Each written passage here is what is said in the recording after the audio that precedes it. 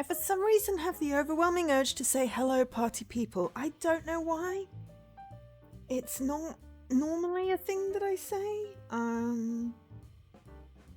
But yeah. I'm here. Welcome into Raina and anyone else who is lurking. Today we are streaming Inhuman Resources, a literary machination. I had to say that really deliberately because I have fumbled on that once or twice while trying to say what I was streaming tonight. It literally came out a few days ago on the 17th of April 2026. I got a copy of this direct from the publisher, so thanks to Dolores Entertainment for the code for this one, but it is also an ID at Xbox game, and we do have a code on the list if this interests you and you want to redeem your tokens for it. First comes, first served, as always, but there is that option. So, yes, game published by Dolores Entertainment, developed by Finnegan Motors. Have to say, that's a new one on me. This one is available on mobile, Steam, PlayStation, and Switch, as well as on Xbox, which is what we're playing on today. Price-wise, on Xbox, we're looking at £14.99 or $14.99. Sorry. Or £12.49. However, it is currently on sale for 20% off for the next 10 days. This is because it just came out. So if you do enjoy it and you don't have tokens or you want to purchase a copy for yourself, it's on sale right now. This is the best time to buy it. So the description of the game is a literary machination about corporations, conspiracies, and the unspeakable horrors you'll commit for the minimum wage. Take part in an expansive choose-your-own-adventure horror story while you'll uncover the secrets of an anachronistic corporation reigning over a post-truth world. Solve cryptic riddles, make difficult choices, and escape the depths of Smyrna Core with your mind intact, no matter the cost. There are hundreds of possible story routes, multiple endings, interactive puzzles, and RPG elements. Inhuman Resources aims to elevate the traditional reading experience to a more immersive, engaging heights, without forgoing the satisfaction of a well-crafted story. It has 20 achievements. They have not yet all been obtained, but as the game has only been out a few days, that feels reasonable. And only 11 people have played it on True Achievements so far. So, yes. What else do I normally say? The game's available in French and English. As I said, thank you very much to the publisher for a copy of the game. Let's see if the website has anything extra. Oh, no, that's a link to the Steam page. Oh, there's a demo on Steam if you're interested. And actually, I have a link tree, which I will post in the chat when I swap over to the game, which contains links to purchase the game on the various platforms. But not mobile. Mobile is from the IGDB page. Also, the white makes my top sparkle. Ooh, you 100% to Terminator Resistance! Nice! Congratulations, Raina. That's big. You are really good at 100%ing games. You have that real dedication that I admire. I have a butterfly mind, courtesy of my ADHD, and also a lack of available time for me to just sit still and play games, except for on stream, so I do not do a lot of completing games at the moment. But I enjoy what I play. It took 20 hours. Wow. That, as I said, dedication. Right, I have told you all about the game. Let's actually see what we've got. I like the style. I got a cursor. I like this. Okay, please enter your name. Finnegan Joyce. I will just go with that. Alright, there are 3 deaths. The first is when the body ceases to function. The second, when the body is consigned to the grave. The third, I've got the hiccups now, is that moment sometime in the future when your name is spoken for the last time. Oh, that last one is sad. But it reminds me of Dia des Mortis, where I know it's cultural tradition to put pictures and speak of the dead so that they continue to exist in the afterlife. I think Coco um covered that quite well. That the Disney Pixar. Okay, it was Coco, and there was a guitar player and a Dia des Muertos. I'm not really great about remembering names and getting things straight, but yeah, um, this last one is the saddest one because it means there's no one left that remembers you. Coco, yes, thank you, Raina. I was like, I feel like Coco is the right name. I love that movie. It is sad, but also extremely educational. As much as you can trust Disney on that. Is it Disney? Now I've got to look it up. Hang on, because I keep on saying Disney. Coco film. Coco, produced by Pixar for Walt Disney. Yes, I got that right from 2017.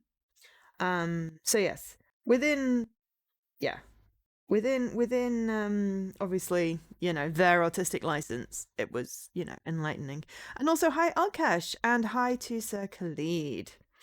um So yeah, you haven't done 100% on a lot of games, things like multiplayer or difficulty settings. Yeah, I know. Like speed runs, no death runs, playing on like nightmare mode or finishing things in like one sitting are just, no. Bleh. um Sometimes I do it. Dragon Age Inquisition, I played on nightmare mode to start with. That was fun. When I did the DLC, I put it down to normal difficulty because I'd been out of practice, but fun with that one. So yeah, so this quote is David M. Eagleman. I should probably, continue. There we go. The phone call. There was also a Book of the Dead from another studio that looked in the same belief source. Yeah. I like that. You keep the dead alive by having their pictures up, by talking about them, by sharing their names, and hope that that happens for you as well. Because it's sad to think that at some point there'll be no one on Earth that remembers you. Though I feel like in the age of the internet, you make more of a footprint. God, in the future, the only ones that remember you are going to be the random AI that come across, long forgotten archives of sites. Or, yeah, however long, Twitch, YouTube stuff stays for. You're not sure what you're going to play next. Ooh, I mean, Telltale Walking Dead, the final one, I feel like is a really good story, and a really good end to like the series. Of course, it's not the end because there's a blinking comic and stuff, but in the sense of the game world, I feel it did a really good job, so I would recommend that one. Plus, it's a completely different pace. Also, I'm really hating the white, so I'm just going to get off the phone call because the white is making my eyes bleed. Oh, no, no, it's still white. Hang on, can I make it not white? Right. I don't want to mute. I would like not to be... Ooh, text size I can increase. Great. I would like it not to be white, ideally, but I feel like I'm not really able to... Ah, there we go. Okay, so let me just put sound effects and music down. Keep the voice up. Credits start clear. No, I just want to save my settings. Okay. All right. We'll have to deal with the whites. I need like a filter TV. You probably forgot really quickly. Aw. I mean, I won't forget you. You will forever be recorded in the data from my streams, Raina. So therefore, as long as I survive, as long as my name lives on, your name will also live on. If that makes you feel better, and I feel like I respect you more for your morals, and yeah, but it sucks to have to leave. It sucks to have to leave something that you've been enjoying because people are assholes. Um, yeah. Okay, the phone call. That's supposed to be the phone ringing sound. I don't know whether I did a good job. An all too familiar screeching vibrates inside my brain. Why is it in my brain? The noise comes in waves, the pain follows suit. You try your best to ignore both, but the mere fact that you've acknowledged the awful sound means it's already won. Oh, now that is a sentiment I can live with. No! That is not acceptable.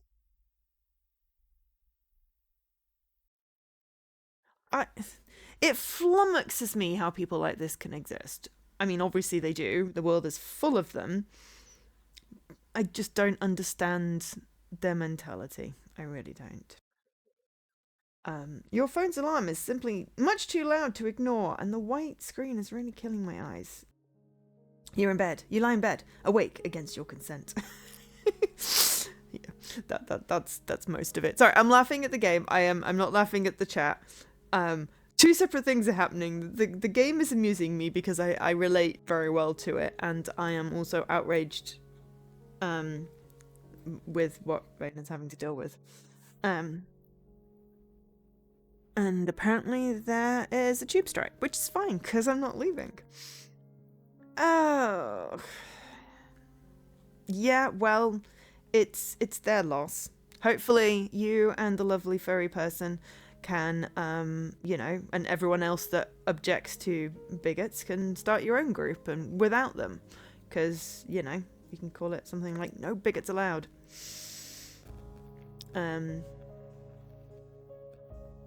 But good on you for standing on your principles and, you know, supporting your friend and, you know, there's like a mega self-care action there because, you know, I've definitely stuck around too long in places because I thought people might change or whatever, and I learned a lot the hard way that people don't really.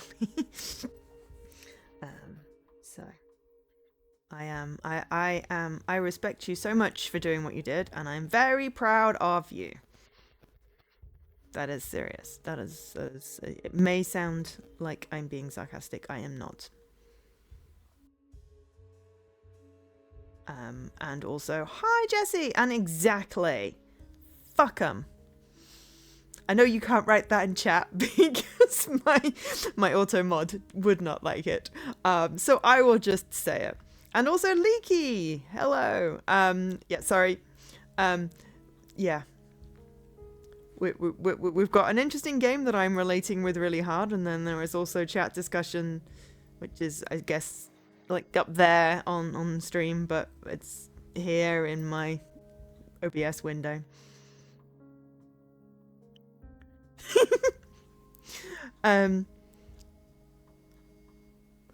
You've got an executive offer who's tad impulsive and likes to charge into danger, while the rest of you is trying to stop from getting harmed. I mean, I remember doing a D&D group. It was Rogue Traders, so like Warhammer, and we were doing a really great campaign. And I had to miss 1 week because some reason. And it was the 1 week where we could have got a really important clue. And there was a whole mystery to solve. Hi, everyone. There was a whole mystery to solve. And it would have been absolutely perfect for me. In fact, the DM wrote it for me. And I really wish they'd just done it a different week. Because I came back and they'd ignored the mystery, killed someone, kidnapped a child, and everything was on fire. But yes, I hydrate, I stretch. A Romulan while in the F section of a runabout. Oh my god. I mean, it sounds absolutely hilarious. I feel that's the kind of, you know, that is the kind of level of agony, chaos, problem. That is the level of problem that you want. Is, you know, you have an impulsive XO. Not there is a, you know, asshole with incorrect opinions that, you know, objects to you existing in your session. So I definitely would say take take the impulsive XO over that. But yeah, I mean, any kind of D&D type session tends to erupt into chaos when I'm involved, because sometimes I just get bored and there's too many rules, and I'll just be like, yeah, can I try that? Because I have this thing and I have that thing, and I roll and I get a good number and everyone groans at me. Oh no! Hang on, Romulans. Aren't the Romulans? Yes. Oh my god. I mean, you should have seen Leaky playing D&D with a group with Safe in Our World campaign. He went like full not Leaky. And like tipped over a cow. I am still reeling from this scenario.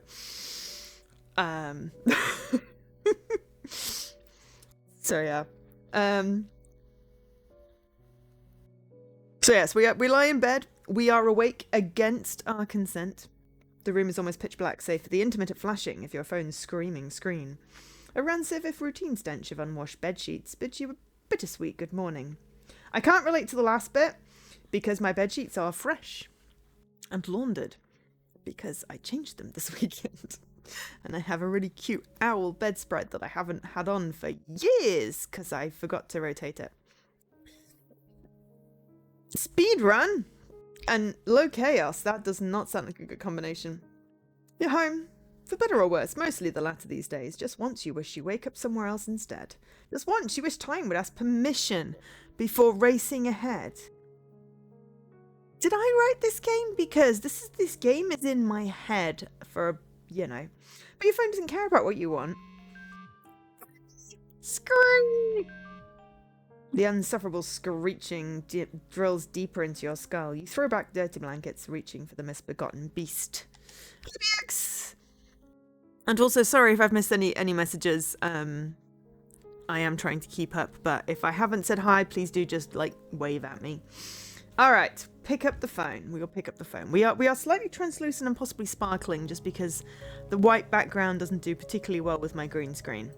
Wave. I said hello, Havor, because you made me stretch and hydrate. At least I think I said. Okay, well, in which case, hi Havor. Thank you for keeping me stretched and hydrated. I did think I'd said it, but it may have been in my head. Yes, today I am a sparkly vampire. Can't you tell? Yes, it is so much sparkle. I know, right? It's black. This is black. There's no green. Well, there's like a tiny green because I've got a green lightning bolt because I'm wearing my Pride hoodie. Schedule for the week's race determined both weekend times. If they are not like I'm asleep times, I will be there in digital person to be supportive, and I hope you win, or whatever you need to do to continue with your thing in person. 2 p.m. Eastern. Oh, so like 7? That's fine. That's after my stream. Right, we're picking up the phone. Oh, it's a card. Oh, the slab of thumb-smudged plastic feels comfortable in your palm. Well, that's not my phone. It's too bloody big for my tiny little hands. You most call the device ancient, but to you it's cozy and familiar, like an old, if outdated friend. Hey, mine's brand new. Ish. But yes. Hello, everyone. It's me. It is Tuesday. I feel like I finally got somewhere good with my project, albeit belated, but to be fair, flaky pipeline's not my fault. I did my best. But yeah. And I ate. Well, I had one meal today. That's still food. I had sausages and beans and waffles. Potato waffles. It was very tasty. And I have tea. I have been hydrating. But yes. No oversized touchscreen, no fancy graphics card for mobile games, no constant access to so-and-so G network. Just a simple tool with a cute antenna that still allows you time to disconnect. I mean, I still have one of those. I've got a 3310 or 3210 or whatever somewhere. Flaky pipelines. They're made of pipes or Greg's. Ooh. I mean, spoiler, if they were made of Greg's sausage rolls, I would eat them. Because I really love Greg's sausage rolls, like obsessively so. Like, I don't know why, and I don't even know what's in them, but they're just very tasty. But I have to make sure it's only a treat, because otherwise, yeah, I could literally eat like an entire pack of them. I did get Greg's sausage roll. I had Greg's sausage roll for breakfast when I went up to York to see my new build, because it was way too early to eat here. And I got to the station and I went, oh, I got like 40 minutes before my train. Ooh, Greg's. It's like sausage rolls for breakfast. That's legit. I have not tried the vegetarian ones. They now have new chicken ones. I just stick with the bog standard original meat ones. I could try the vegetarian ones, but I am allergic to a lot more vegetables. So I'd need to know the ingredients, and I'm not sure they would tell me that. But yeah, as a serious answer, the flaky pipelines are made of spite and Microsoft Edge, which kept breaking. But they are now green, and I'm not touching them. They have a delicate spiciness.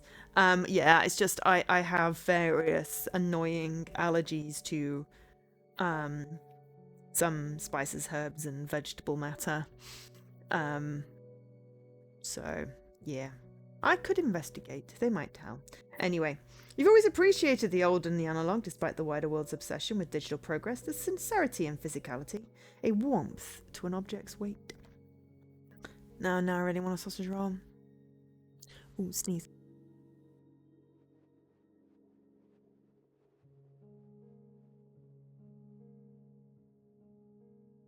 Oh, why is it when I sneeze when you're ringing ears?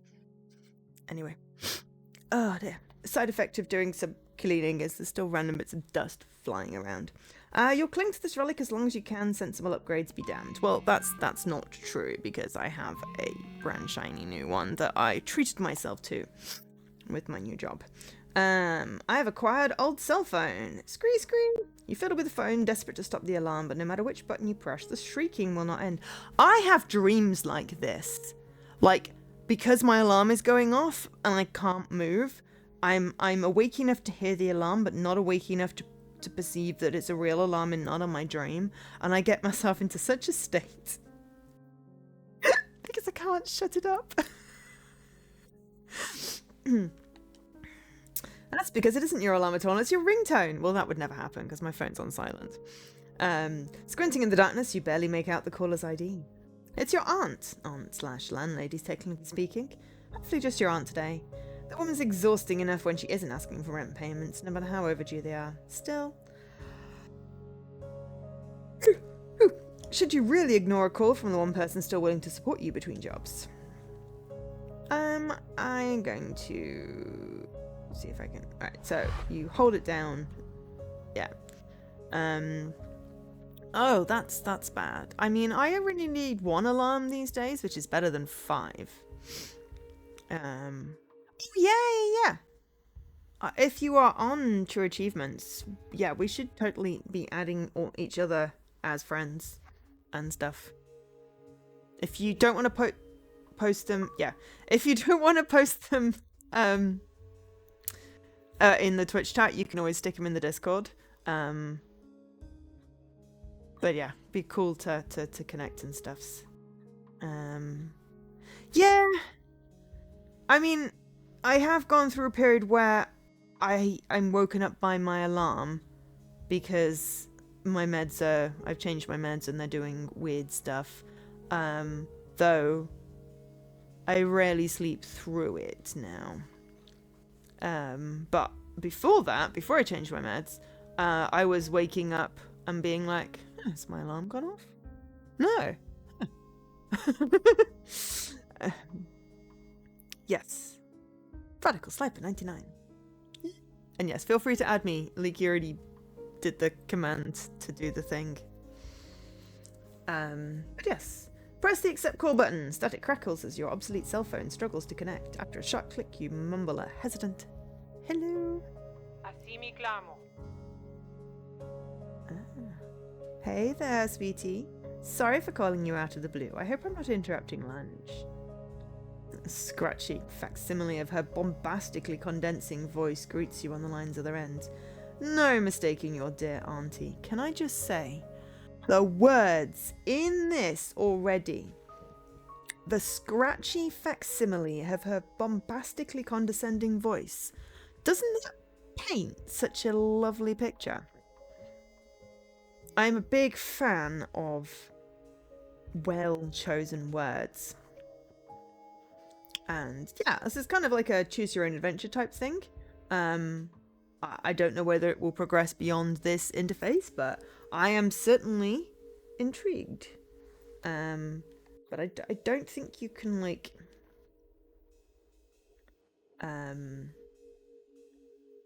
you can say you're stuck and clear data, but I'm not sure. Oh, crap. I did not mean to hit that. I hope it saves, because... and I wanted to return! I'm an idiot. Oh dear, right. Well, you get to watch this bit again. Loading. Alright, please don't restart though, I suppose. Confirm identity. Oh, great. No, yeah, hang on. Well, we can easily get through this. Yeah, apparently it doesn't save at the beginning because I've taken way too long to do that. Oh, Hara! Thank you for the raid. Welcome in, raiders. Hi, I'm just catching up with where I was. There we go. Oh, I still need to increase the font size. Hang on. Let's see if we can manage to do this without actually killing the game. Right. Close. There we go. Thank you. You are streaming Scourge Hive. That sounds quite alarming. Yeah, this one came out on Xbox a couple of days ago. It's on sale. It's also on the list. But yes, so hang on. Who are we? Okay, so Horror Raided.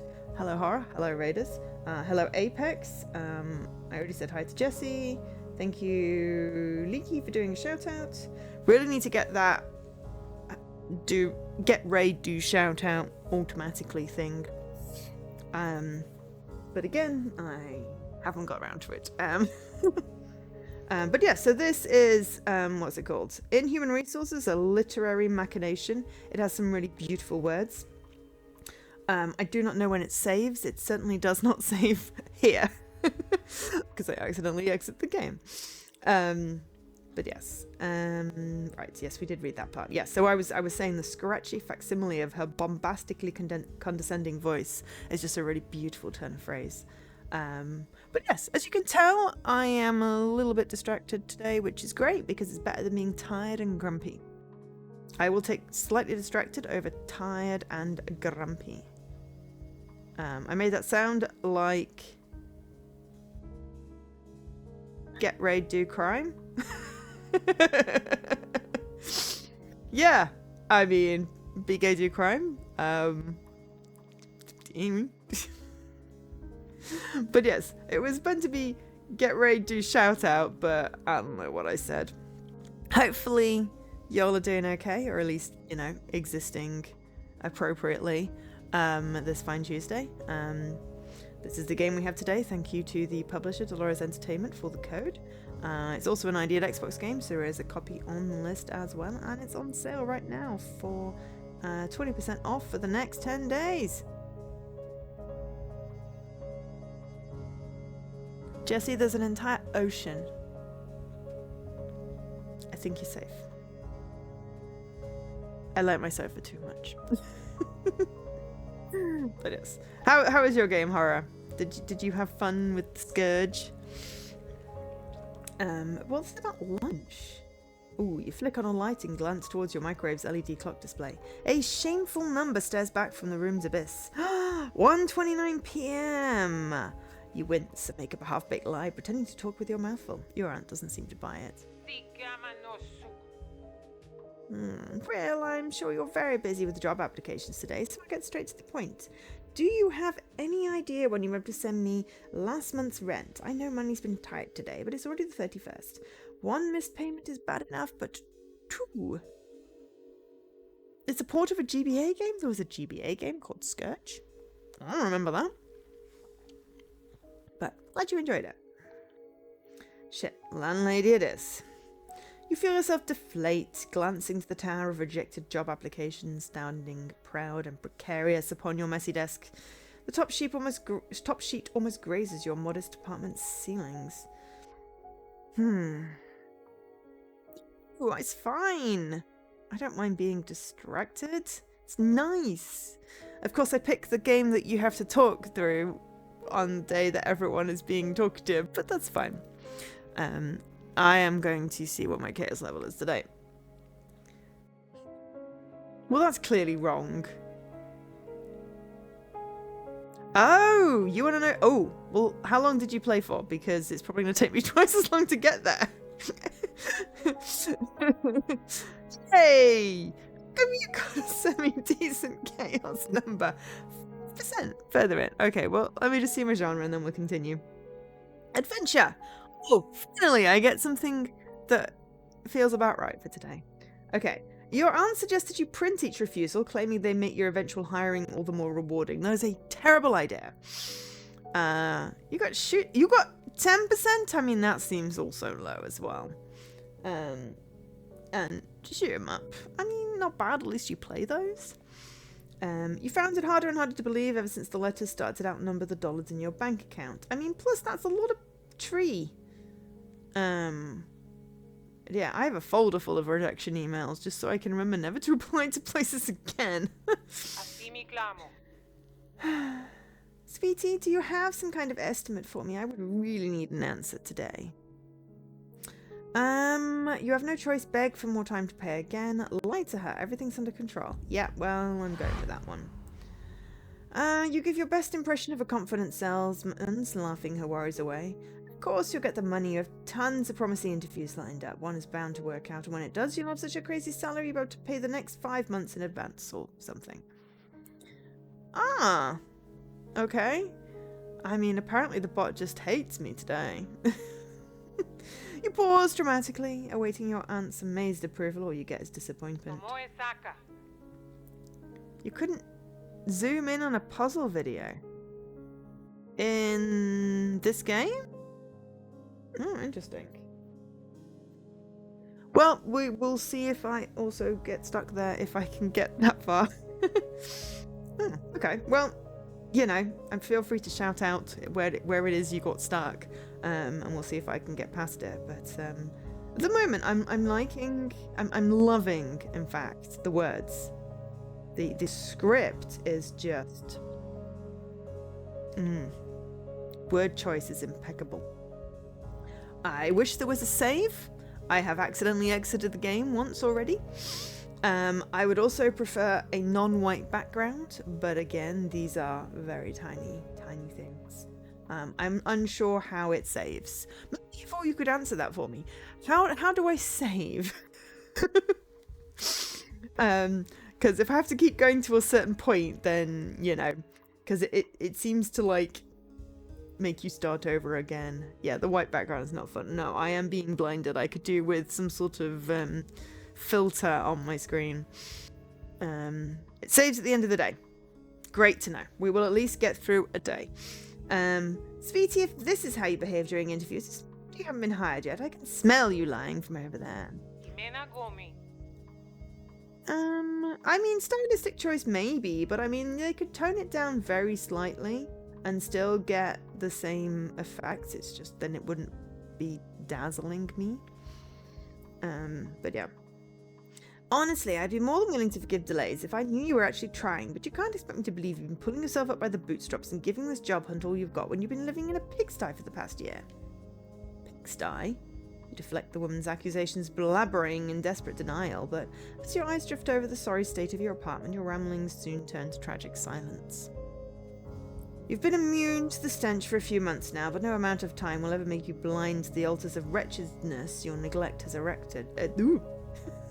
Your neglect has erected. No, that is actually what it says. Your neglect has erected. Those 3 words don't feel quite right, but I think that's just me. I just have a problem with task list. It doesn't elide right in my brain. I'm gonna be like in the kitchen. Ooh, you see this? I will take this overlay. I can rest my eyes for a moment. Filthy cookware overflows from your sink, bathed in rancid dishwater. That is disgusting. A layer of film has formed on the surface, thick as the crust of a creme brulee. Oh, the descriptions! Alright, on the floor. Crumpled stacks of crusty laundry litter the unmopped ground like landmines in an active war zone. Fly-swarmed styrofoam containers amalgamate themselves into awkwardly unstable modern art installations. Amalgamate. Your largest one can only be referred to as the Leaning Tower of Takeout. And even in your fridge. The outdated contraption hums like a thermonuclear lawnmower, even though you know it's damn well not keeping anything cold. Maybe ketchup packets if you're lucky. Pigsty or not, there's no denying this whole unemployment business has been taking a serious toll. I feel that. One that's gone on long enough for your aunt's pity to become well-deserved contempt. Well, what do you have to say for yourself?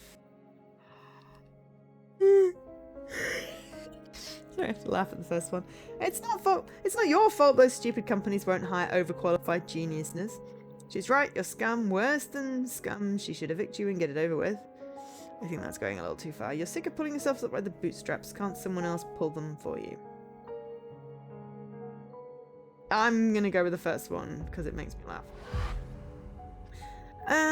Society's failure to accommodate gifted minds is extensive and well documented. From Bill Gates to Albert Einstein, many talented individuals only achieved renown after escaping the confines of institutional education, and you obviously are destined for similar greatness. You're hoping you get to be in the Romeo to the Warford with a rather infantile change of clothing during transport. No, so peaceful train. Oh, that sounds brilliant, Rony. You should definitely do that. So what if you dropped out of college after flunking a bunch of courses? So what if you can't hold a steady job, even if it's the most mindless minimum wage work imaginable?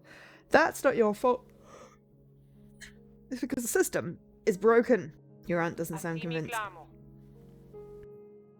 Honey, all those people you just mentioned actually achieved something after dropping out. You can't keep choosing to sit idly at life's crossroads waiting for someone to chauffeur you. Otherwise people won't think you're a genius, they'll think you're just another quitter with an inflated ego who chooses to run away whenever anything remotely challenges comes their way. You need to eat yourself a big slice of humble pie and get it together. Ooh, I have acquired college dropout. Wonderful. Fallen London vibes as well, which I'm terrible at. So hopefully it won't end at the end of the day like, you know, I lose the game already. You brace yourself as the woman prepares to deliver her most frequent, most frustrating spiel. You could probably repeat it word for word if ever you were held at gunpoint.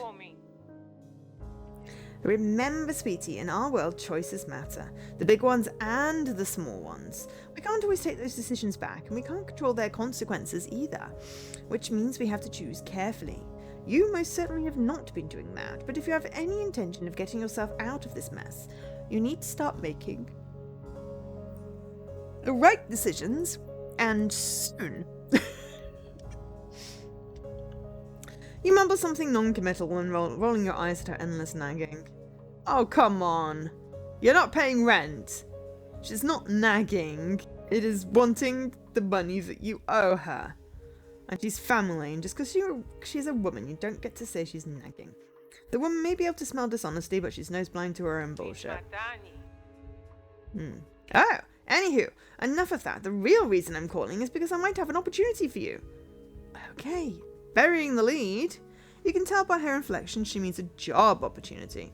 Your reaction is practically Pavlovian. You salivate at the thought of your unrelenting financial woes finally coming to an end. You grip the cell phone tighter, aching with anticipation. See, this is proper employee at our company. He works one of the local branches right next to where you live, but the man has a terrible attitude, and is even more terrible when it comes to, well, whatever it is you think we do over here. There. You picture her limply waving a wrist in some sort of vague, dismissive pattern. More of the highly confidential stuff she can't share, but brags about anyway. Not that you're entirely sure what your aunt actually does for a living to begin with. Something to do with human resources, maybe? Needless to say, we'll be laying off the little sourpuss as soon as a fitting replacement is found, but we need that replacement fast. The company has a big business deal coming up. We can't afford to be short on staff right now. Luckily, I happen to know someone in dire need of a job, and this position happens to be entry level. No major qualifications needed. It even comes with a sterling letter of recommendation from yours truly. I mean, yeah. Now, this won't be an easy job. Supervisors are very strict, and the anxiety has a way of following you home. But so long as you nail the interview, you're basically guaranteed stable income for as long as you need it. Smyrna Corp isn't prone to random layoffs. Sorry, not the game, just tired as hitting. Yeah, I mean, I played Death and Taxes. It feels vaguely similar to that, but we'll see. So how about it, sweetie? Shall I schedule something for you? Alright, let's just do it. Have a set up an interview pronto. High stress environment or not, it beats homelessness by a country mile. You agree to the offer with ravenous insistence. The woman breathes a sigh of relief and lets out a nervous laugh. It almost sounds like she's in ecstatic disbelief. Thank goodness. You have no idea what it means to hear that you say that, dear. You're literally saving my life. I mean, you found me a job, which I've obviously not been able to find. And you haven't evicted me. So, yeah. You should probably be the one telling her that, but you complain about receiving gratitude instead of judgment for once. Without missing a beat, your aunt hammers at her computer's keyboard, drafting you an email. Oh, yes, it's really annoying. You clamber your way out of bed, tripping over day-old takeout and mounds of dirty underwear as you rush towards your laptop. I feel like I should do that at some point. It is not the game! The game is great. I've booked the earliest appointment I could possibly find. You should get an email with the time, address, and job description soon. Be sure to read everything carefully and do not be late. Mr. Burgood will skin me alive if I send him another unpunctual idiot. Oh, and don't let anyone else find out your dropout, okay? Mr. Burgood might get some funny ideas about how to fix you. Fix you? The offer answers. Your aunt whispers farewell. Good luck, sweetie. I hope you'll forgive me for this someday. Forgive? Click. The line goes deathly silent, save for a droning dial tone. You get the urge to call her back, but the ding of an invitation appearing in your inbox catches your attention first. Uh-oh. Your interview is today at 4 p.m. sharp, no less. You curse under your breath, rushing to shower and get dressed. Your stack of rejection letters gets knocked over by your charge and scatters across the room in a whirlwind of standard issue responses. You beg with every fibre of your being not to come home with a new failure to add onto that pile. Chapter complete! Bloop! The phone call. Complete the phone call. I feel like the achievements then are the ending the chapters. I feel like, judging by the fact that it's 1.49% after this one, oh, and that one as well, that not many people have played this, and I don't know if it's completable, but let's see. Proceed to the waiting room. Alright. The packed full city transit bus comes to a creaking stop right in front of an old building you've never seen before. Shoving your way past crowded commuters, you step onto an empty sidewalk.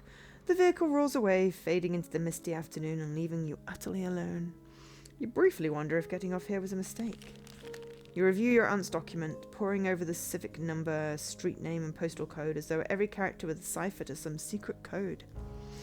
By the time you finish your third revision, you're forced to concede this must be the right address. But it's not remotely what you expected. Nested between two gleaming skyscrapers, there's a much smaller, much stranger building.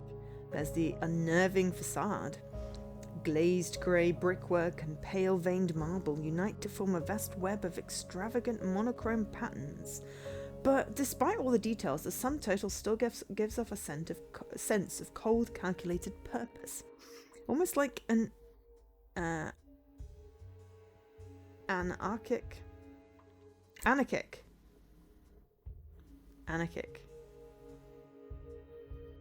Like the anarchist cookbook? Anarchic.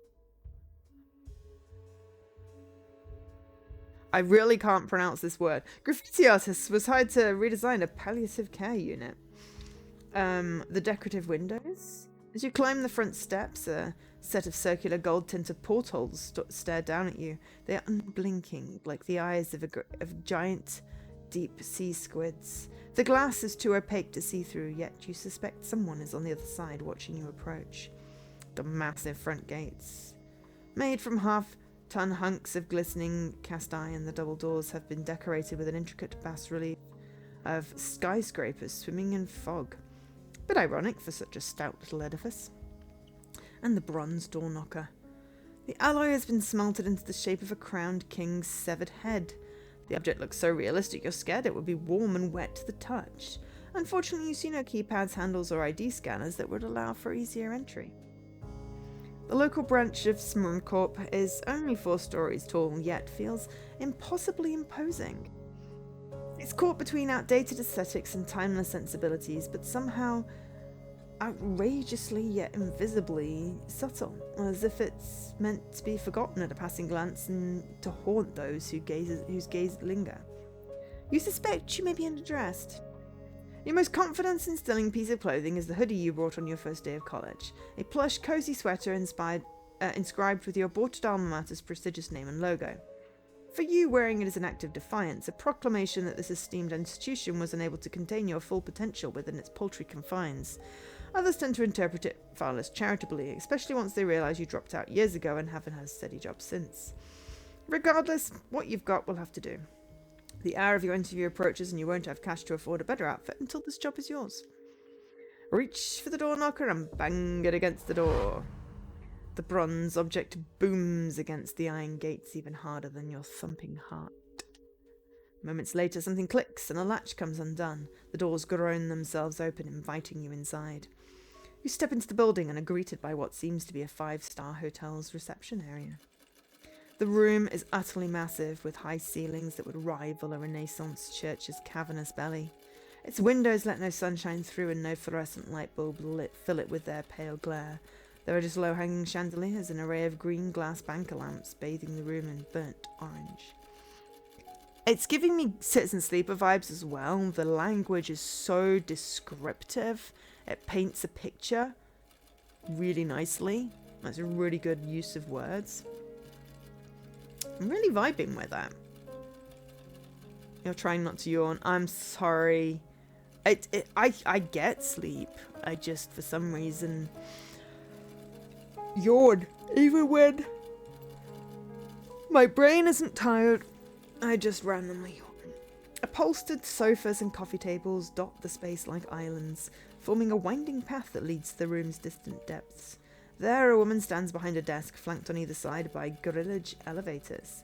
The sharp machine gun clatter of a mechanical keyboard echoes across the room. You appreciate the old and analogue, but Smurn Corp's apparent fondness is downright ridiculous. Hopefully the receptionist won't feel the same way about your subpar outfit.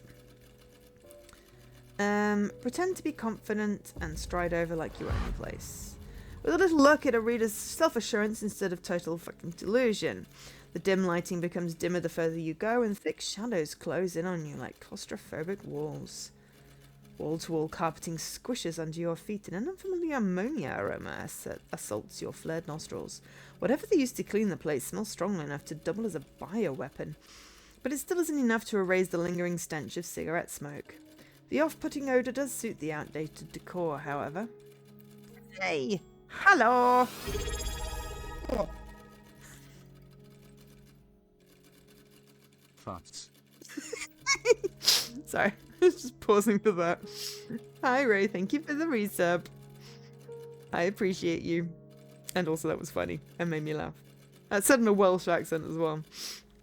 You got snowboarding! I mean, it's better than some of the sports. I got 5%. I am clearly not 5% chaos today. Yeah, one of these days you'll get the good number. We are doing a choose your own adventure story computer game, which has really good vocabulary. Except for those unsettling sculptures carved into the room's concrete support pillars. Disturbing shapes that assail you from all sides, emerging from the shadows like pretentious interpretations of 21st century demons. On your left, headless nude bodies are contorted in pain as veins sprout through their skin like a tree sprawling roots. On your right, a bleak rendition of what you assume to be Babel's Tower has been built out of steel girders, electric wiring, and bones? Up ahead, you see human skulls whose scalps have exploded, revealing interwoven helixes of DNA strands and binary code. What happened to good old-fashioned gargoyles? Unsettled by your surroundings, your eyes drift back to the woman working the reception desk. There are letters engraved in the wall above her, spelling out a slogan in twinkling silver font. Memoriae perpetuus mutatio? Memory perpetuity and change. Or, memories perpetually mutate if you give the grammar an overly charitable reading. You're surprised that freshman year Latin class actually turned out that useful, but it's even more surprising to see a corporation with a slogan like that. You hoped your aunt's documents would have provided insight, and so they were mostly full of vapid statements about connecting model businesses with industry-leading talent, or some such variation of the standard corporate tripe. You wave hello to the receptionist, but she doesn't even flinch. Her gaze remains glazed over, wholly focused on her work. She's younger than you first thought, maybe 30, likely not quite. Sickly pale, with sleep-deprived bags under her eyes, each one darker than the acrylic of her tidy black turtleneck. Her hair is knotted into a dainty bun, her fingers devoid of polish or rings. They move across her keyboard like demented tap dancers. Wait, not her keyboard, her typewriter? It's a really, really old one made from brass. Brass! Black plastic and way too many moving parts. A relic from the 1800s that looked like it barely scraped through both world wars. You thought your laptop was getting old. There's also a small desk bell glimmering on the counter. Maybe you should... she's a secretary, not a Victorian era maid. Just say hi like a normal person. Ring it! A pleasant ding resounds like clinking champagne glasses. The woman's head snaps forward as though struck by an electric shock. She flashes you a beaming, not quite pearl white smile. Welcome to SmoothCorp. I don't know how to say it, so I'm just making it sound like an acronym. Do you have an appointment? The words barely seep through the woman's gritted teeth. Her grin is so tight it hurts to watch, but there's no trace of frustration. She's the dictionary definition of too friendly, made uncomfortably manifest. Unsettled, you stumble your way through an explanation of your aunt's referral. The receptionist replies with a nod, squinting as she reads the writing on a typewriter's latest sheet. Of course, we've been expecting you. I'm afraid Mr. Burgard is running a little late this afternoon. He'll need a few more minutes until he's ready to speak with you, but you're more than welcome to peruse our visitor handbooks while waiting. She gestured to a set of nearby couches and a table chock full of company pamphlets. But you're more surprised to notice someone else already sitting there. A young man with a bitter look etched into his furrowed face. Could this be another applicant for the job or an irritated customer? I'm going to go with applicant. Shit, your aunt never mentioned competition. If they turn out to be competent, you could be in big trouble. Your bleak musings are cut short by the receptionist's unpainted nails tapping at a name tag. I'm Medicine, by the way. I'll call you as soon as Mr. Burgard becomes available. In the meantime, please let me know if you have any questions. With a grateful, albeit embarrassed nod, you walk away and slump into an old-fashioned sofa. Medicine's rickety typewriter clacking away once more. The couch's cushions feel quite stiff, or maybe your stress-clenched back does. Considering the ferocious stare down you're receiving from the stranger seated across from you, it could well be the latter. The steady tick of a vintage clock draws your gaze, its hands point in opposite directions. 3:42 p.m. 18 minutes left. Hey, Ottershine! How you doing? Good thing you came early. You still have time to prepare before your interview, but probably not enough to do everything you want. You will have to decide where to spend it. Carefully. Alright, read through the pamphlets, find out more about SmoothCorp. Medicine says she can answer a few questions. Why not take her up on the offer? Strike a conversation with the irritated man. Maybe you can learn something from him. There's a magazine on the table. Give it a closer look. I'm going to start with the pamphlets and see whether we get any other chances. You snatch a brochure that seems to cover the most interesting topics, hoping it'll contain some hints about your future 9 to 5. Welcome to Cop Guide Towards Success in a Post-Truth Future. Ooh! And Leaky. I mean, I already said hello, but congratulations on remembering dailies. Our history.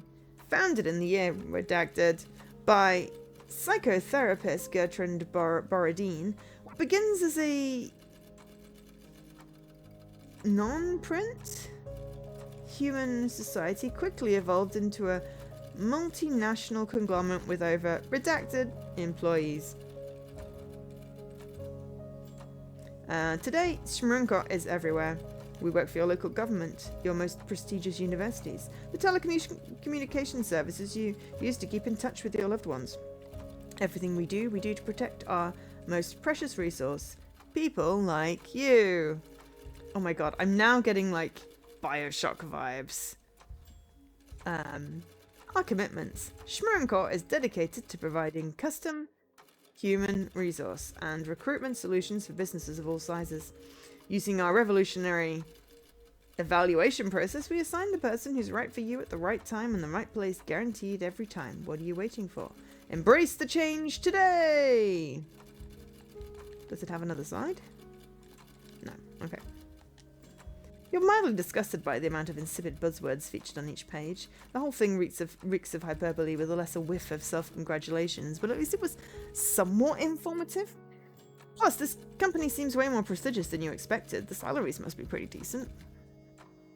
You tuck the pamphlet back into the display and give the clock another glance. 3:51 p.m. You still have a few minutes left, maybe enough to extract information from one of the other people in the room. Alright, I really want to know why this man is irritated, and I do not want to talk to Melusine again. Time to break the ice. Hopefully it won't be the very thin ice you seem to be standing on with this guy. You take a seat next to the stranger, introducing yourself with a smile. Rather than ease the tension, the man scowls as if you were a clump of dog shit clinging to his shoe. His snarling voice sounds coarser than a poorly maintained gravel driveway. The hell do you want? Can't you tell I'm not in the mood? If you couldn't tell before, you certainly can now. You gulp audibly, worried this person might assault you at a moment's notice, but as you stammer out some vague apologies, you notice something surprising. He doesn't look that angry. Let alone angry at you. In fact, he mostly looks fretful. The man's calloused hands aren't balled into fists, but kneading each other with relentless worry. Sweat beads at the temples of his receding hairline, wearing down the gel matting down his tar-black locks. One of his legs shudders visibly, its foot tapping the floor with the breakneck tempo of a meth-addled punk musician stomping on a drum pedal. He reminds you of Melusine. He has the same not quite 30s face, same dark and baggy, tired eyes, same snug-back turtleneck kept tidy as a military uniform, but his name tag reads Emiliano. Wait, name tag? It hits you. That Emiliano isn't a company client, nor his prospective candidate after the same job you are. He's a Shmrunkot employee. Look, pal, all your staring's gonna give me a fit. Either speak up or back off, alright? Emiliano Aguilar. Your aunt told you how stressful this place was. Best leave him alone. Be compassionate and ask if something's wrong. This is your chance to learn from someone with experience firsthand. Ask him what his job's like. I'm going to be compassionate. For you, the hardest part of job hunting was always the impression of powerlessness, combined with a feeling of tremendous isolation. Even one person who could sympathize with your woes would have been a godsend. But this guy only reads your empathy as an insult. That's unfair. Are you brain damaged or distractedly trying to screw with me? Seriously, if I'm getting laid off from the worst job I've ever had, why the hell would I want to be cheered up about it? Heck, if it wasn't for this shitty exit interview, it'd be the happiest day of my life. You have a hard time picturing this being happy, but no trouble whatsoever imagining why the man was fired. Then suddenly you connect the dots. This must be the problematic employee your aunt was talking about. You cringe so hard your jaw aches. Offering to make someone feel better right before stealing their job is a level of awkward tension you weren't prepared for. Still would have probably done that IRL. Trying to recover from embarrassment, you change the subject to this exit interview, which seems to be causing such strife. Yeah, must be pretty new to Shmrunkot if you're asking me that, right? Look, they just want to tell me, no hard feelings, or ask how management could have done better. I wouldn't have a problem, but these bastards don't work that way. Every person I've ever seen get called into one of these meetings comes out looking like a walking corpse, and I don't blame them one bit. Honestly, I'd rather get castrated than go into that meeting. At least then I could bring my balls back home in a pretty little box, and it'd send a loud keep out message to whoever they've called in to take my place. they'll send some kind of message. Still, despite the crudeness of his metaphors and the stink of booze on his breath, you sense Emiliano's fear runs far deeper than unemployment. In fact, you get the feeling he wants to protect the person who'll be taking over his job. Should you reveal your identity? No, I'm totally gonna ask him. After making sure the receptionist isn't eavesdropping, you whisper the truth in Emiliano's ear. His already bulging eyes grow wider as he realizes why you're here. Rather than appear relieved by your presence, you suddenly sense he's deathly afraid of it. You're not messing with me, are you? We're really here to work at Schmonquan. You nod, briefly explaining your precarious financial situation and assuring him you meant no offence by applying for a livelihood he'll soon be deprived of. But the bruised-breathed man doesn't seem to register a single word you say. Rather, he interrupts you by leaning in so close the surface of your respective eyeballs practically kiss. Oh my god, the storytelling, the prose! Mwah! Chef's kiss. The word usage in this game is magnificent. Listen to me, it's too late for you now. The moment you walk through that door, your chance to escape disappeared. But what you can do is lessen any damage those bastards will make you inflict. The guys at an interview you, Burgard. If your application satisfies him, he'll ask you to go through an evaluation. A questionnaire that's meant to give you a taste of what we really do around here. Can't tell you more without getting up to my neck and shit, but no matter what happens, you gotta do everything in your power to fail that test, okay? His plea is earnest and full of desperation, and it's sort of patently ridiculous. Would you purposely fail the probationary evaluation when you're in dire need of a job? And what does your onboarding have to do with Emiliano's firing anyway? Doesn't make any sense, yet it doesn't stop the man from begging even harder. Oh my god, you idiot, do you not understand the kind of consequences this could have? It might be a paycheck to you, but to me it could mean life or literal death. You've got to fail that test. This is beginning to sound less like a warning and more like a threat, and judging by the alcohol-tinged spittle spattering your cheek, it's not an especially sane one. Better cut this conversation short. Bluntly tell him you can't afford to flop this evaluation no matter the consequences. Lie! Tell him you'll definitely fail the exam on purpose and move away slowly. Fight, fawn. Freeze. With condescending and comforting tone, you promise to save the drunk man as you slink away from him. You barely make it a single inch before Emiliano grabs your collar. Ropes of slobber paint your face as he begins to scream.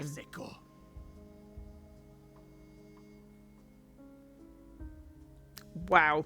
I mean, at least it's not white anymore, but you think I'm fucking stupid. You think I can't tell when someone's lying. You have no idea what consequences it could have for me. Your littlest screw-up could cost me my life. So do what I say and fail. You can't let them change me. You can't. The man's shrieking turns to sobbing, but his grip only grows more feral. His claw-like fingers move towards your face. You're unsure if he's about to grip your throat, gouge your eyes out, or both. Whimpering, you cry out for someone to save you. Against all expectations, a booming voice actually answers. Mr. Aguilar, that's enough. Whoa. Emiliano drops you instantly. His heels click as he turns to face whoever shouted like a soldier in awaiting inspection. In your peripheral vision, you see Melusine do the same, though her gesture is much faster and much more practiced. You, meanwhile, are on all fours, gasping for air and gagging on the smell of ammoniac cleaner. Never has the taste of chemicals been so sweet. You turn to thank your saviour, only to choke on your breath once more. Standing in front of the elevator is, without exaggeration, the most massive man you have ever seen. He's taller than a fridge. I mean, it depends what kind of fridge, because, I mean, in the UK, fridges can be, like, really short. Twice as wide and perhaps thrice as heavy. The pure white of his immaculate dentistry contrasts with his dark skin, which reflects the room's dim light like finely chiselled onyx. Beneath the perfectly tailored patterns of his elegant tweed suit, muscles shift with every breath, threatening to burst through the seams. His pale blue eyes focus on you as he speaks with a voice like velvet thunder. I mean, US fridges possibly are the big tall things. But yeah, in my experience, I'm taller than my fridge. So. Friend, you have my humblest apologies for my subordinate's inexcusable behaviour. I'll be more than willing to discuss potential compensation if you deem it necessary, regardless of our interview's outcome. Interviewer? This must be Mr. Burgard, your soon-to-be boss, luck willing. The ding of an elevator is suddenly heard, and one of the grillage doors by the reception desk creaks open. The tweed behemoth slides his way into the shaft, packed tighter than tuna in his too small can. He beckons you to join him with a bratwurst thick finger. Ooh, the similes. Aboya Burgard. Come along, we're already behind schedule and can't afford any more delays. Once more, I frankly cannot wait to discuss your future with us here at Smirnkop. Holy shit, he thinks you have a future. In that moment, Mr. Burgard's big beaming smile is the most beautiful thing you've ever seen. Thank him and slip into the elevator. The US fridge is big enough for Indiana Jones to hide inside. Oh yeah! For that scene.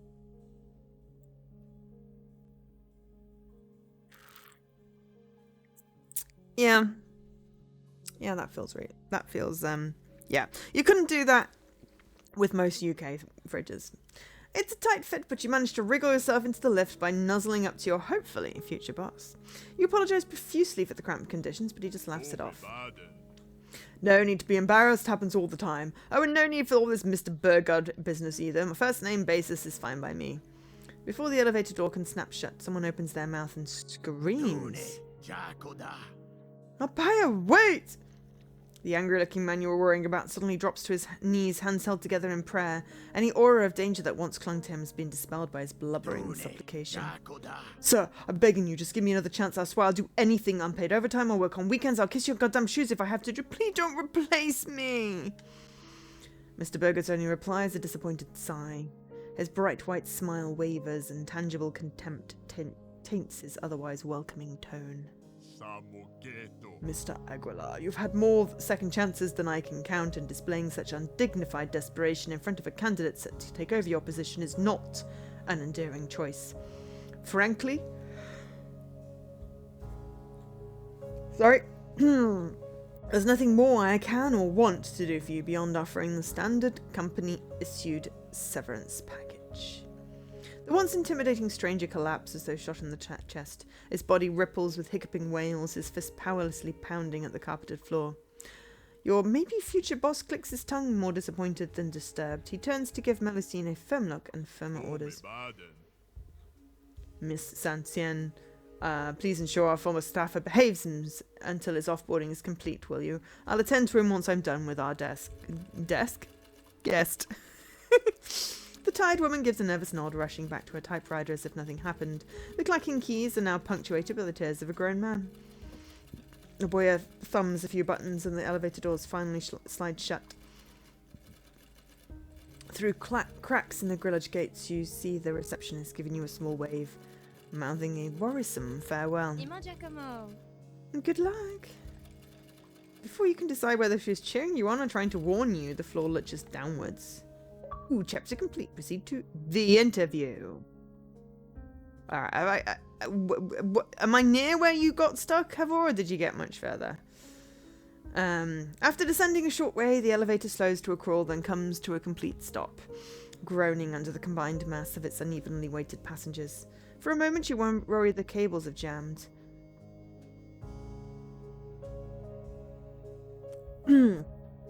Clearing his throat, Mr. Burgard reaches over your shoulder and points to the lift's control panel. Would you do me the honor of entering our meeting room's access password? If you're going to be working here, you may as well learn how to travel across the office.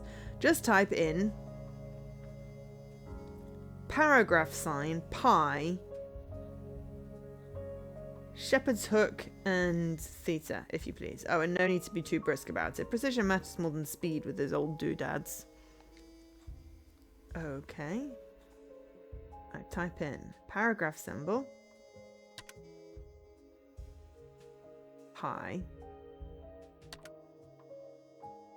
shepherd's hook, theta. Ding! The interviewer chuckles as he watches you fiddle with the eclectic symbols, amused by your apparent unfamiliarity. No doubt he's used to employees entering these combinations with the routine deftness of jaded shoppers typing their PIN numbers during credit card transactions.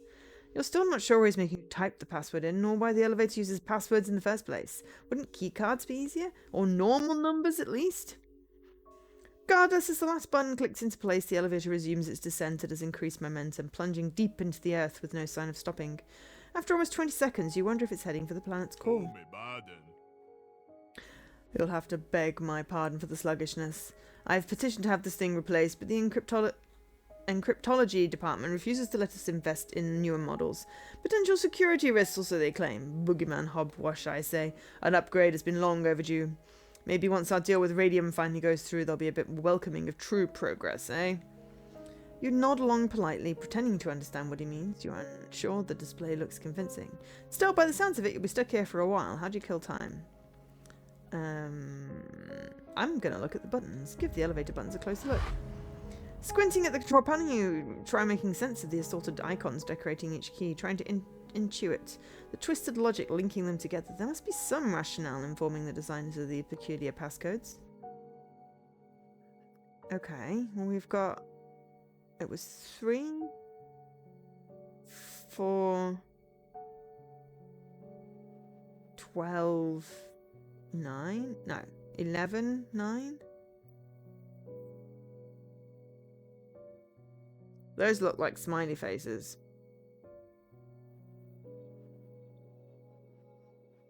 That's an integral, isn't it? I mean, these all feel like mathematical symbol-y things, or, you know, Greek letters, star signs. I mean, I think Jesse and I have come across, like, loads of these in various things and have very inventive ways of describing them. I mean, that looks like a person in a wheelchair racing. So maybe like a Paralympics type symbol. That looks like a shepherd's crook. Yeah. That is 2 F's stuck together. Honestly, that looks like some kind of hairpin. That is a 3 with a cattail. But yeah. I don't know whether I should click on things or just continue. Unfortunately, the longer you look, the less you understand what the pi symbol and the Greek omega have to do with any of the scribbles you've never seen before. The bout of mental gymnastics required to even attempt at drawing a clear pattern leaves you with a nagging headache. At least you can remember the paragraph pi, shepherd's hook, theta. Hang on, where's omega? That's alpha. Oh, that! Alpha and omega. Okay, I just completely missed that because I recognise those ones. Password obey I gave you. At the end, you're so focused on decoding the secret behind Smirkov's buttons that you're startled by Beauregard. I hope you're as excited for this interview as I am, friend. At the risk of sounding biased, I have very high expectations for you. The woman who recommended you for this position, your aunt, I believe, she had nothing but great things to say. She assured me you were an academic visionary, too erudite and forward-thinking to have your intellectual potential constrained by conventional institutions of higher education. Her mind that bold and gifted sounds like an essential addition to any Smirnocourt team. You answer the giant's compliment with an awkward chuckle. Internally, however, you're screaming. You knew your aunt was bound to bend the truth a little to make your lack of diploma seem like a winning feature, but the facts regarding your failed education seem to have gotten so twisted they may as well be suffering from medically inoperable testicular torsion. As you force yourself to smile through an impending panic attack, the elevator comes to a grinding halt, its grillage doors sliding open. Squeeze your way out of here.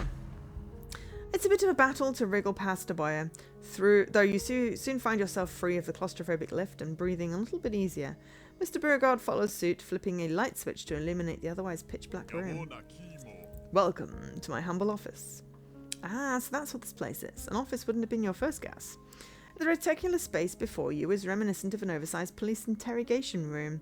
The walls are painted glossy black, glistening in the sepia glow of a low-hanging ceiling lamp, and if it weren't for the obvious two-way mirror at the back, the room would appear infinite in size, a boundless expanse of inky shadow extending in every direction. A single desk sits at the room's centre, made from a block of carved mahogany. Coffee-stained paperwork covers its surface like some madman's wallpaper, and countless coloured wires sprawl across the floor as though the varnished wood had somehow sprung electrical roots. Leather chairs fit to dwarf royal thrones loom over both ends of the table, no doubt custom, built to accommodate Mr. Beauregard's colossal frame. The behemoth briskly motions for you to take a seat, but you sink so far into the plush leather it feels more like the seat takes you. Prying yourself out of these comfortable depths, your eyes turn to the sparse assortment of unusual baubles decorating the table's corners. On this side, there's an antique candlestick phone, whose mouthpiece is made to look like a large roosting bat. On that side, there's an old-fashioned record player adorned with a gaudily gilded Smyrna Court logo. Right in front of you, there's a nameplate engraved with the words, Aboya Burgard, Senior Substitution Department Supervisor. And scattered all over the place are piles of VHS cassettes, each one labelled with tags written in Latin, Farsi or Ancient Greek. An item which perplexes you the most is an old vinyl record snugly wrapped in yellow keep-out tape. Mr. Burgard notes your interest with a amused arch of his brow. Oh, you wouldn't happen to be a fan of jazz, would you? Oh god, so it's got keep-out tape? I'm just going to go with not reading if I'm being honest. You had a hunch your boy would be disappointed by your brutal honesty. Instead, his big beaming smile warps into a cheeky grin. Ha!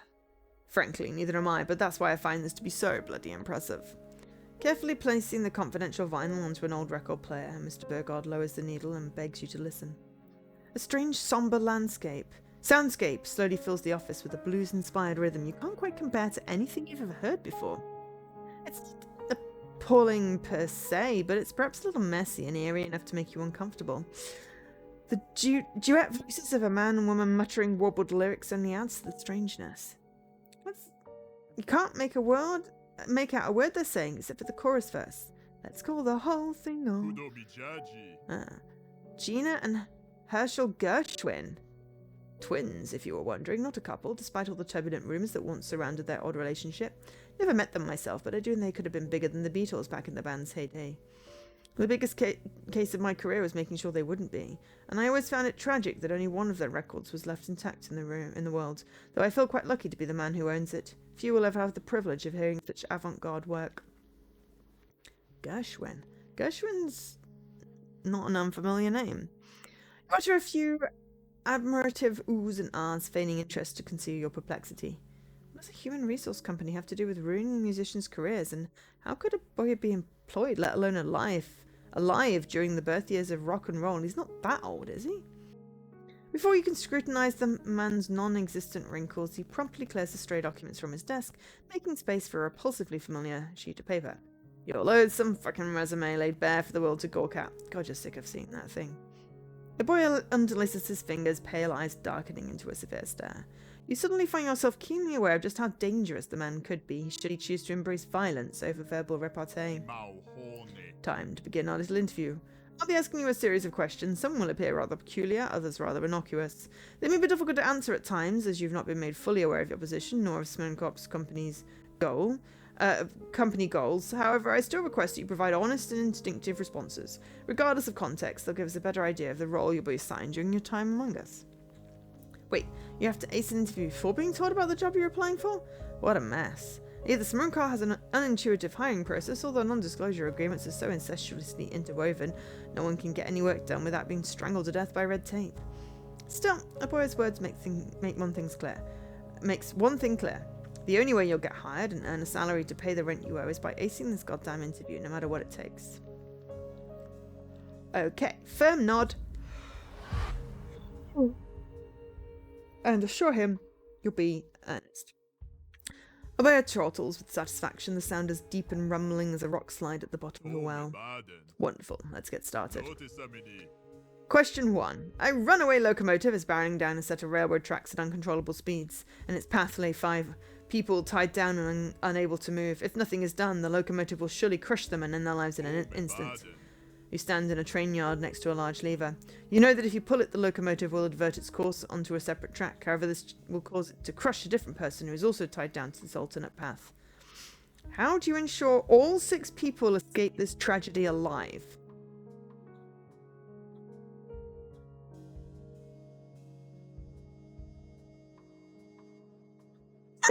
That's an interesting take on the train problem, the trolley problem. Well, that's not quite the where do you see yourself in 5 years shtick you're used to. How the hell are you supposed to respond? Okay, assuming you can operate that lever, you might also know how to remotely trigger the emergency brakes. You run fast and have deft hands untie everyone before the train arrives. Psst. Dodge the question by discussing other ethical conundrums and how they expose moral bias. Honestly, my initial thought was the brakes. So we're going with that. You're not exactly the foremost authority on train yard technological advances, but you're pretty sure conductors have developed multiple automated and manual failsafes, specifically to prevent cartoonish catastrophes like these. If not, you have $1 million IDED pitch. That's an impressively refreshing answer, although to be candid, many representatives in either department would strongly disagree with your technology-based solution. The tweed behemoth gestures to the yellowing documents strewn about the desk and the baubles at its corners. All of them appear ancient enough to have been stolen from an unsuspecting museum's oldest shelves. How's everyone liking the game so far? I'm definitely intrigued and want to find out where this goes. I feel probably about halfway through the stream. Just to give you an idea, which feels like that's enough to get a really good idea but not spoil the whole thing. We may have a break soon-ish just to get some more tea because I've nearly finished mine. Smearing Core was built upon a simple ideal that humankind's potential must not become entrapped by progress's false promises of privacy. Efficiency is no excuse to discard an anonymous practicality. Our old hat philosophies and reliance on archaic devices have kept this company on the path to success for decades, but the world is changing and we cannot remain blind to the additional insights technology can provide. After all, how can we think outside the box if we lack the tools to grasp how big the box has become, especially in our ever so chaotic digital era? You're not quite sure how to respond to that, let alone how it applies to human resources, but you still manage to stammer out some words of agreement which would hopefully imply you were thinking the same thing. Ooh, your profile has changed. Technological literacy +2. Now, moving along to question 2. Can you kindly rephrase your greatest flaw so that it sounds like your greatest strength? Be advised, I do not want to hear of any of that cowardly, I'm too much of a perfectionist, or I'm a huge workaholic claptrap most folks use to make themselves sound flawless. I want proper, blameworthy weakness reconfigured into a proper praiseworthy strength. Understand? I mean, actual perfectionism is a weakness, because you can never finish anything, because it's never perfect, so it's never done. Suffering from that myself, you know. And the huge workaholic is a weakness because it also showcases the inability to properly prioritize tasks, to finish on time, and to maintain a healthy work-life balance. But play along with him. The behemoth leans forward and the room's darkness looms with him, both clothed in around you like the walls of a solitary confinement cell or the rope of an eager hangman's noose. But I think it's something good. You browse social media during work hours, but it keeps you updated on current events and tech trends. You spend too much time chatting with co-workers, but it helps you understand them and cooperate effectively. You often try solving problems with brawn, not brains, but you're in great shape, so it works out. Not the last one. I feel like this one fits in with my tech profile. The world is a volatile place, and not just politically. Advances in computing are constantly revolutionizing the way we interact as a species on a daily basis. But staying informed online allows you to adapt or even thrive despite these changes. It has nothing to do with the fact that you have a mild internet addiction. A wonderful response, even if I do say so myself. Too often do our underperforming employees fail to consider the context in which our clients are placed, or the negative consequences a seemingly positive decision can have in the long term. A data-driven, future-facing perspective such as yours could prevent excessive occurrences of such common issues. Furthermore, in the light of our upcoming partnership with Radium Inc., your familiarity with modern technology shall prove an invaluable asset for onboarding our, shall we say, older-fashioned staffers. No kidding, if you mean the kind of staffers that could work on typewriters instead of laptops, you practically need an on-call doctor to keep them from having heart attacks once you teach them touchscreens exist. Snickering under your breath, you prepare yourself to answer Mr. Burgott's following question. We got more +2! Right, onward to our final inquiry. Regarding your schooling, I would like for you to... well, you could just explain the... goodness, how do I phrase this delicately? The behemoth's rule trails into mutton mumbles, his velvet thunder voice degrading into something more akin to a bumblebee stuck in a big dog's mouth. His blue eyes dart between you and the paper's underwhelming bullet points with increasingly disgusted concern, as though finally noticing what kind of unemployable aberration has stepped into this building. It's an unfortunately common reaction for anyone who reads your CV. The singers on the record player shout aloud suggestion to just call the whole thing off. Their advice, for better or worse, goes unheeded.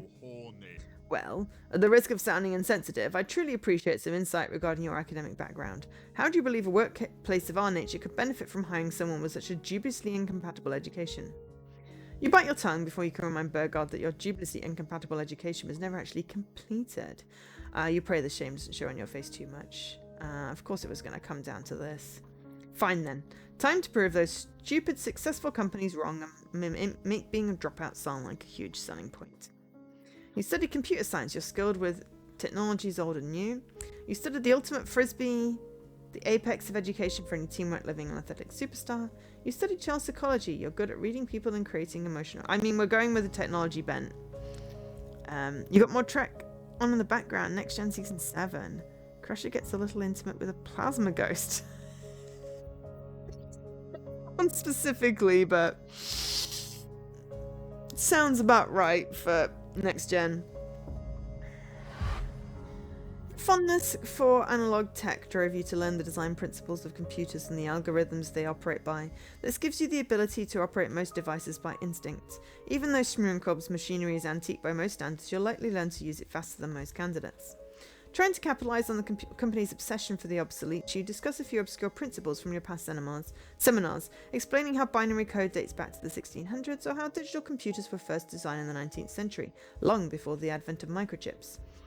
Mr. Beauregard practically salivates as he listens to you speak. You have no idea how refreshing it is to meet someone in this day and age with such a thorough appreciation for the inventions that paved the way for modern progress. Too often do our competitors only look towards the new, the cutting edge, the improvable.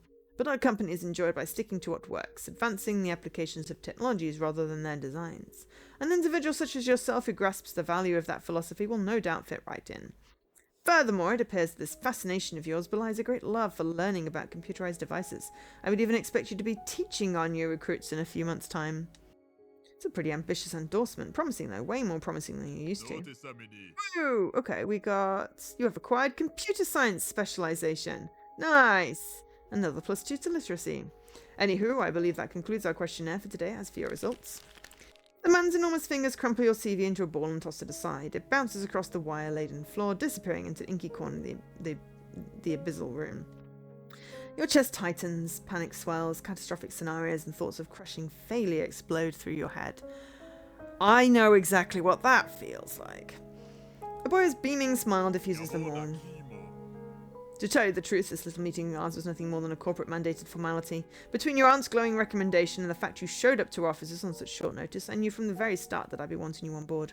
After this discussion, I'm pleased to announce that my hunch has been confirmed, and I am most pleased to be extending you a permanent employment offer. Hang on, you actually want to hire me? He's clearly mocking you. Pinch yourself. I'm going to go with the hang on. You've never been this close to getting employed in ages. You almost expect the man to reveal it was a cruel prank this whole time. Said Mr. Beauregard, chuckles, amused by your ghastly reaction. I'm dead serious, friend. In fact, you didn't just meet expectations, you exceeded them! Woohoo! Our exchange has revealed that you're an incredibly resourceful and technologically savvy individual, able to employ every tool at your disposal to its utmost potential. Whether faced with technical issues, a need for urgent repairs, or complex procedures involving Smoorenkorp devices, I have no doubt you'll be quick to adapt, thriving where others would flounder.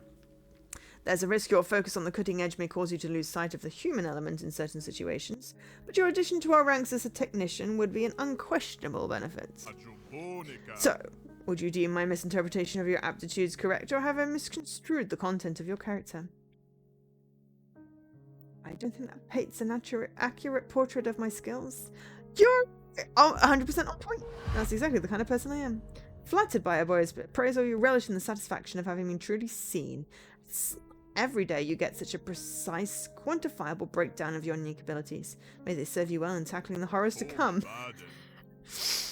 Good to know, very good indeed. In that case, I'll nudge administration to start producing your contract. I'll unfortunately have to remain cagey about some details such as workplace tasks or starting salary until all the legal hoopla has been sorted out, but assuming you care to accept a generous starting offer. Dude, I'm not signing anything until you tell me how much money I'm getting. Mr. Beauregard's chuckling deepens as he extends a massive hand. His blue eyes are bright with joy, his tongue hungrily running over his pure white teeth. Please allow me to informally welcome you as the newest member of Smoorenkorp. I look forward to reviewing your performance. Holy shit, it's actually happening. You're gonna have a job. You're gonna have money. Enough of it to pay rent, keep a roof over your head, eat food anything. Fight the urge to cry and shake his hand, let tears flow, and just tell him, oh no, we're gonna be manly. You cannot help but smile as you extend your hand, eyesight blurred by tears of sheer relief. Yet even through that weeping haze, you can still see the behemoth's grin spreading like a bird's unfurling wings. More specifically, those of a rapacious buzzard diving into snatch a rodent with razor-sharp talons. Instincts urge you to pull away, but the behemoth's pounce comes too quickly. Before you can possibly react, your entire hand is engulfed within the fist of the size of a ripe cantaloupe. Ooh. Almost instantly, something begins feeling terribly, terribly wrong. Despite Mr. Burger's pure white smile, it feels as though your new boss is trying to leave you crippled from the wrist down. Ooh! Knuckles crunch, folding in on each other, metacarpals squeak and whine, articular cartilage between them both crumble into collagen sand. All of that pain is nothing next to the sharp stabbing agony suddenly shooting through your palm.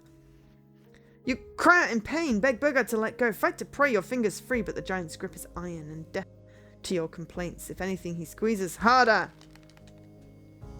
The needlepoint pain inside your hand sinks in even deeper, deep enough for you to think it might pierce the whole way through, deep enough for you to wonder if it could somehow kill you. Your jaw unhinges to let out a scream. Before a single sound comes through, Mr. Burgard lets you go free with an innocent sounding, oops. Dearie me, I was a tad too firm there, wasn't I? Beg pardon, friend, I tend to forget my own strength sometimes. The tweed behemoth lets out an earnestly apologetic chuckle. You force yourself to chuckle back, but the laughter takes tremendous effort. It's hard to buy its excuse, no matter how believable it might be. Panicked, you palpate your palm and numbed fingers, searching for any scars left by the thing that was drilling through your flesh. But there's no wound, no torn skin, no deep cuts, not even mild bruising. You don't even feel the pain anymore. All you find is a single bead of bright red blood. No bigger than a pinhead. Marguerite, how are you? Ooh. Blink boop! You hit a milestone! I will add tokens to your total. I need to update my spreadsheet. Your tokens are there. You may spend them. I will reconcile later if you need. Also, this game is fun. It is called Inhuman Resources: The Literary Machination. Have you played it? I'm enjoying it. I'm intrigued to see where it's going. I'm also slightly horrified. Stress. Well, I can imagine. I mean, Saturday. You like this game a lot. Excellent. Did you get stuck? Have all said you got stuck?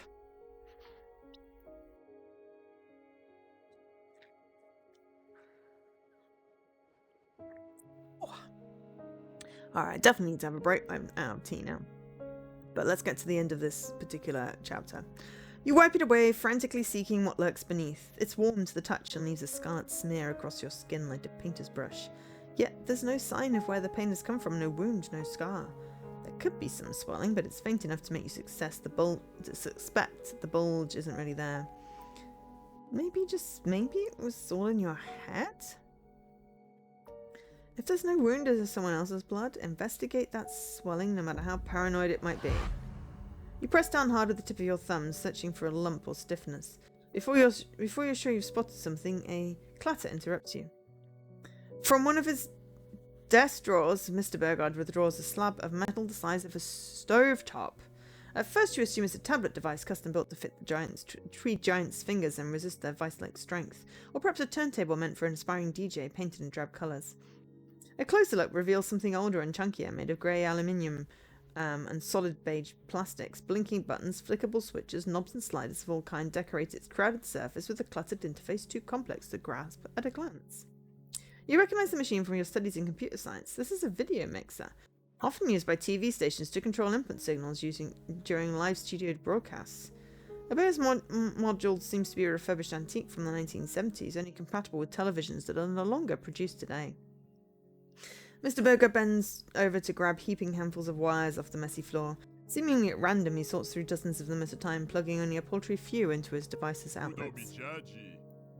Now that the pleasantries are finally done with, I suggest we proceed to the evaluation portion of our exchange. Aha! You're wondering when you be getting to that point. The behemoth appears taken back by your expectant nod, but is even more surprised by the nervousness your lousy poker face can't conceal. Though you were told to expect a test, you also want to be wary and not particularly excited to find out what the machine has to do with it. Come now, no need to get so agitated. I've already agreed to hire you. It's not like I'll be terminating your employment before your first probationary milestone. And the format of this evaluation will be similar to our open-ended interview question, but this time we'll be presenting intentionally confusing scenarios that most Marine Corps employees may encounter during their day-to-day tasks. Your goal is to present solutions to each particular problem as you deem appropriate, regardless of how unconventional the suggestion may seem. Yet again, there are no wrong answers, but I will tally your responses to determine how much supervision you'll require during onboarding. In other words, I once more encourage honesty over making a good impression for both our sakes. The behemoth flicks a larger switch on his instrument's dashboard. A low, droning, palatable hum fills the shadowy room. The light bulb hanging above you flickers and then goes dark, bathing the already dim room in nigh absolute blackness. Only the device's glowing buttons reflected in the two-way mirror provide you with any light. Shall we get started? Let's cool the whole thing off, the record player begs you over and over again. You seem to be stuck in place and skipping a few beats. Unfortunately, your body is also stuck in place, petrified in your plush chair. And your heart is skipping a few beats more. You give your sore hand a tight squeeze and hope the throbbing will stop soon. Brace yourself and agree to begin. Mr. Burgard chuckles, his teeth so white they almost glow in the dark. You hear him whisper a single word with a deep, bassy growl. Perfect. Your new boss's bratwurstic fingers push one of the machine's sliders to its absolute limit. The room's bassy hum increases in pitch and frequency. Okay, I thought this was going to end the chapter, but what I am going to do is just take a short break here, because it's not going to... we will not quit the game accidentally. We will just have a short break, get some ads, and I need some tea. So I'll see you in a few minutes. And I'm back. Okay. I'll start off with an easy one. Let's say, hypothetically, you're supervising a group of employees from a different company. They hired you to isolate the source of their decreased productivity, then remedy the issue. And it does not take long for you to identify the problem. One of their staff members is extremely troublesome. The giant pauses, uttering a skiver of irritation. It seems he wasn't supposed to specify this mysterious employee's gender. When he speaks again, he enunciates slowly with more careful consideration. This hypothetical individual has an undeniably inadequate productivity level. They never meet bare minimum expectations. They lack punctuality, disrespect their colleagues, browse unsavory websites with company property, instead of dedicating their limited work hours to completing overdue urgent paperwork. Their misconduct is continuous and condemnable. The employee has been given multiple warnings and provided with opportunities to improve their performance. Both have either failed or been ignored. Sounds like the employee downstairs, so I'm slightly terrified about this.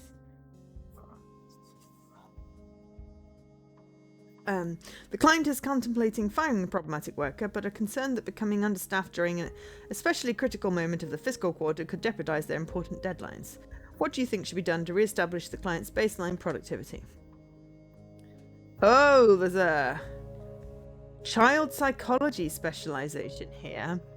If you pick, I guess, that particular thing. It took you so long to find a job, firing someone would make you sick. Give them one more chance. This person should be laid off regardless of deadlines. They harm more than help. Install software on the computer that limits access to non-work websites. I'll be honest, I like this as an option.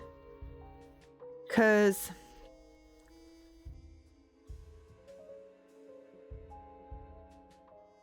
it's effectively giving them another chance, but it's putting some guardrails in place.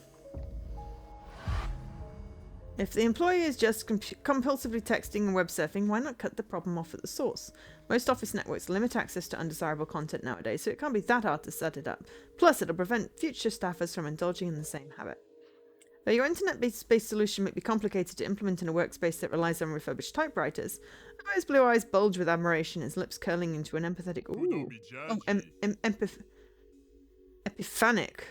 Ooh, that's not a word I know. This is exactly why I keep telling upper management we need fresh thinkers in the office. The perspectives you bring to the table aren't limited by our old hat ideologies and much more in tune with our planet's current digital landscape. That's why the upcoming deal with Radium Inc. He's really selling this. Won't just improve our technical infrastructure, it'll improve our technical literacy and technical imagination. Furthermore, that I love the core of your strategy essentially relies on imposing discipline through ignorance and obfuscation, which are techniques Smirncore values dearly. After all, how can slaves ever think to disobey if they were only ever allowed to earn obedience? No, I was taking away a distraction to see if that would help the guy do his job. I don't like his interpretation of what I'm doing. Yeah, exactly. You're not sure you enjoy that comparison. Yet, as if emphasizing his point, the giant fiddles with his antiques device's myriad buttons and knobs in a series of complex operations. Abaya completes his complex mechanical operation with a flourish of flashing lights and a sequence of high-pitched beeping. The machine's noises are loud, but not startling, not compared to the other sound. Yeah, they're all fun paragraphs. The dialogue and just the words in this game are genius. It's faint at first, muffled, maybe distant, subtle enough to make you wonder if it's part of the record player's tune. But the longer you listen, the more unmistakable it becomes. Someone, somewhere, is screaming. Your nails dig into the armrests of your overlarge leather seat. Your eyes dart about the room, searching for the noise's source before landing on a two-way mirror in your own aghast reflection. It's coming from across the glass. Yeah, the writing is exquisite. You hold your breath and wait for the scream to rise up again, but there is only the record player's music. It's like the freaking prisoner dilemma or the, psychological experiment where they, stick people in rooms and say if you get something wrong, someone else gets tortured. Music and the white noise buzz of Bergard's machine as he hems you back to attention. If you're in need of a restroom, I can point you in the right direction. Otherwise, I'd ask you to please complete the evaluation with a smidge less fidgeting. It negatively impacts all tools or acoustics, you see. Just drunkards leaving a pub. I know what they sound like. It's like you didn't even hear it. Was the scream inside your head just like the pain in your hand from before? Or maybe. Massage your bloodstained palm and pretend nothing happened. Ask Mr. Burgard if he heard that person shouting too. I'm just gonna let it happen until it happens again. You hold your tongue, unwilling to disrupt the tool's acoustics any further. Besides, strange things have been happening ever since you set foot in this building, and everyone's been acting like it's completely normal. There's probably nothing wrong, right? No window will hold the noise. I know, right? I live next to a pub, so I am well aware of what it sounds like. My new house is not next to a pub. It is in a nice, quiet-looking sort of corner of an estate thingy. So hopefully we'll be better on the noise. Abaya flips another switch. The room's buzzing shifts into a frequency so oddly low you feel it sending ripples through your organs. The giant gestures your way with steepled fingers, further disturbing your unsettled guts. Now, let's say, still hypothetically speaking, that our problem employee has a more specific shortcoming. He is utterly unwilling to cooperate with one of his co-workers. Perhaps it's a matter of long-standing interpersonal friction originating from external sources. Maybe there's an irreconcilable difference between them in terms of moral, political, or religious beliefs. Regardless of the exact circumstances, our floundering staffer has proven themselves incapable of playing nice with their high-performing teammates. This has resulted in a severe decline in both their productivity levels. Knowing we cannot relocate the problem employee to a new department nor displace their high-performing partner, how do we ensure the former collaborates with the latter despite the deeply rooted discord between them? Oh my god, we've got social aptitude and ultimate frisbee apparently could have helped here. High performing doesn't prove innocence. Maybe the bad employee is being sabotaged. I mean, I like this slate. Success should be rewarded and failure punished. Fire the problem. I'm going to go with this one. Mainly because I don't have a tech option. And I have no social aptitude and no frisbee. It's not uncommon for high-ranking staffers to throw colleagues under the bus just to make themselves look good, and neither status nor seniority can excuse cruel behaviour. It would be irresponsible to leap to the productive employee's defence before investigating impartially. You puff out your chest, proud of your well-worded statement and firm commitment to ethical justice. That pride instantly wanes when Abaya begins sneering. His smile narrows into a condescending slit as he adjusts his machine's specs. You poor naive little thing. Before you assumed me to be heartless, let it be understood that I agree with your thesis. The scenario you speak of is not uncommon, especially in this workplace. But to be completely frank, my chief concern is the officer's productivity level, not the mental well-being of a constantly inept employee. Therefore, even if a staffer is behaving problematically, I am willing to overlook minor offences so long as they can meet a deadline. And thus we get the toxic individual that people keep on because they do the work, and then you lose all the actual good employees because they don't want to work with the toxic guy anymore. As for those the negligence affects, well, that part is rather unfortunate, yes, but we have ways of making them forget anything untoward happened in the first place. That sounds ominous. Before you can ask the interviewer what the hell he means, another sound reaches your ear. It's not another person's scream this time, but neither is it a vinyl's tune nor a machine's hum. Rather, it resembles a dull, wet, rhythmic thud.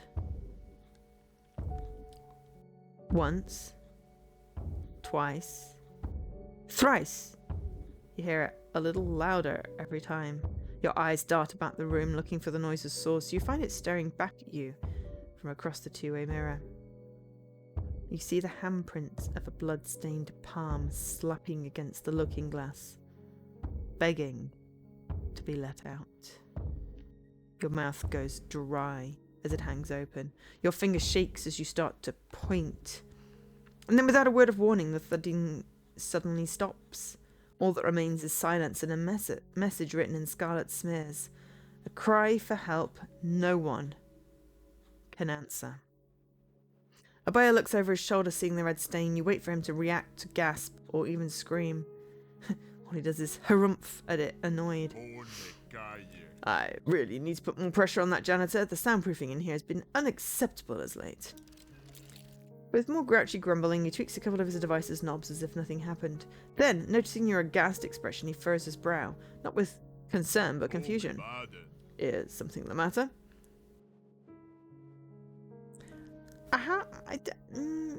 Yeah, what's going on back there? What kind of evaluation is this? Your voice cracks as you shout, but Abaya appears unperturbed, bored even, perhaps disappointed at your lack of calm. Reluctant or perhaps defeated, the man provides a brief, albeit unpleasant, explanation. As stated previously, contractual obligations prevent me from revealing classified company details. However, I assure you this is all standard Smearing Corp procedure. Now please control yourself until said procedure is completed, or I'll have to contain your outburst by any means I deem appropriate. You don't like the sound of that. Play along for now. Procedure? What procedure? Tell me what's going on. Oh, yeah, I'm just going to play along. Fight, flight, freeze, fawn. Terrified, ending like the person across the glass, you scrunch your lips shut and silently pray this meeting will end with your life intact.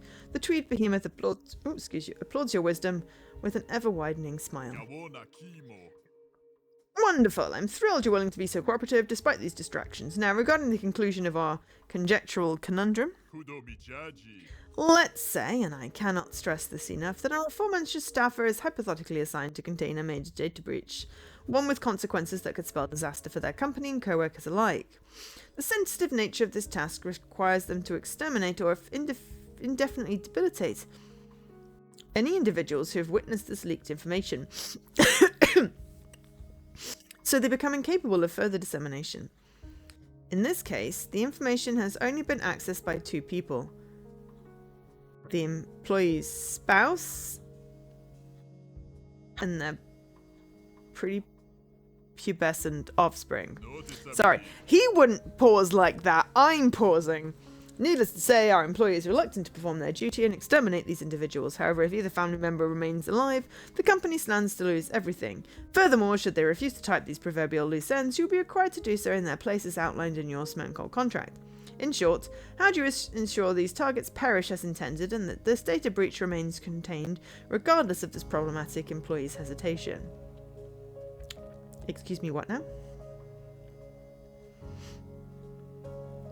Beg the employee to go through with it. Killing those two people could save hundreds.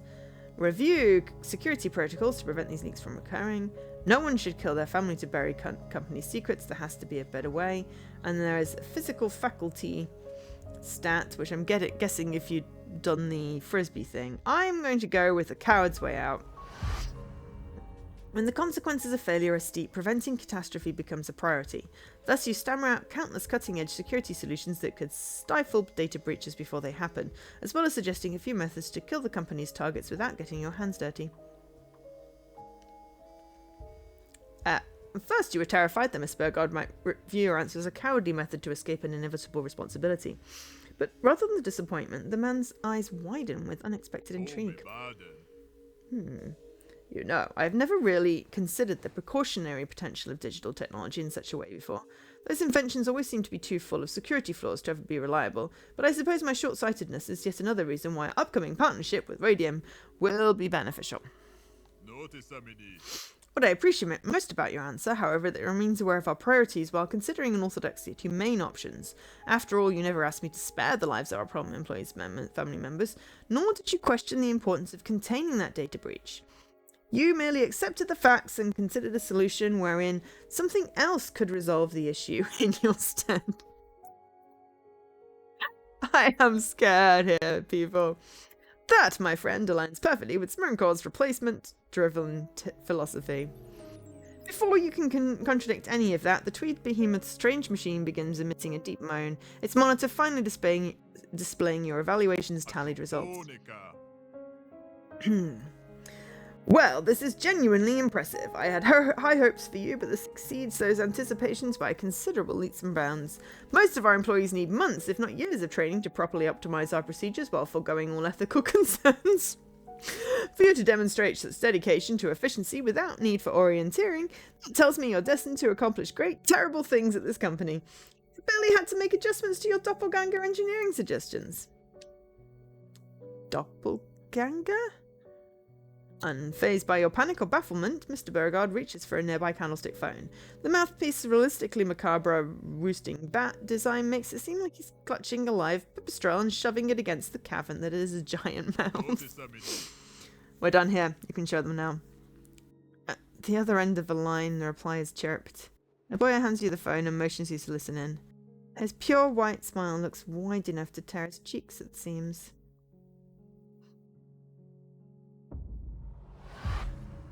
He gingerly sees the occult antique. It takes you a few tries to grasp how the winged mammal is meant to be held, and even longer to hold the earpiece to your head. By the time you've figured it out, you wish that you hadn't. The two-way glass at the back suddenly turns transparent, revealing yet another room filled with aesthetic contradictions and logical anomalies. Your first urge is to scream, but your voice makes no sound. Perhaps your cries are deafened by whatever the fuck is going on. You stand before what seems to be a hospital operating room. Its walls are adorned with a mixture of dark wood panels and mounted stag heads, bathed in the sterile glow of circular fluorescent lights. Lamps. At the far back, you see the silhouettes of two surgeons toiling away behind a curtain, carving apart the skulls of their fully conscious, unsedated patients. You want to look away, but you can't even blink. There's just too much to take in. As the patients themselves. They almost look like twins. Both have been tied down with belts to their respective surgical tables. Both are men with tan skin, furrowed brows and bloodshot stares. Both have the top of their heads partially concealed by curtains where the surgeons' silhouettes prod their scalps with forceps. Only one of them is screaming as though death would be a mercy. There's the surgeon's tools. Blood-stained aprons hang from wooden coat racks, while stainless steel surgical trays contain an assortment of gruesome devices. Bone saws, hand-cranked drills, and strangely hairy bone-white bowls glistening with dark red. Your stomach gurgles upon realizing they're the sliced off tops of human skulls. There's a television hanging from the ceiling. Boxy Technicolor units have been suspended above each patient's head. Their crackling screens blast them with an unrelated montage of childhood videotape footage, warbled ECG readouts, brain scans, and news network broadcasts. Each man's eyelids are held open by metallic speculums, denying them the privilege of looking away. And there's the woman taking notes. She stands with her back to you, jotting down observations on a clipboard as she studies each victim's distinct reactions. Though her shoulders are shaking, she writes with a steady hand. The muffled sounds of saws slicing through bone threaten to make you throw up. But instead, you feel your heart sink deep into that pit of nausea and realize something truly chilling. You recognize 2 of the people in that room. I mean, I feel like that's possibly going to be his aunt. I'm gonna look at the screen. Patient. Though his face is warped by fear and pain, there's no mistaking Emmeline Aguilar, the problem employee you were sent to replace, and from across the two-way mirror, he recognizes you as well. His shrieks turn into sob-choked pleas, his voice a feral shadow of the coarse drawl it once was. Please tell them. I'll change. Tell them I'll do better. Just don't let them replace me. Melusine, I'm begging you. You can't do this to me. I have a Oh wait, maybe Melusine is maybe making the notes. His words are cut off by gurgling spasms, eyes rolling back in their sockets as the surgeon's silhouette behind him cuts something inside his head. Blood and brain matter spatter the curtains, hiding the worst of the scene, but the sound of squelching meat and bone still carry over the receiver. It's the other calmer patient's voice that truly makes you nauseous. He doesn't just look like Emiliano, he sounds like him, exactly like him. You, please tell them, I'll change, tell them I'll do better, just don't let them replace me.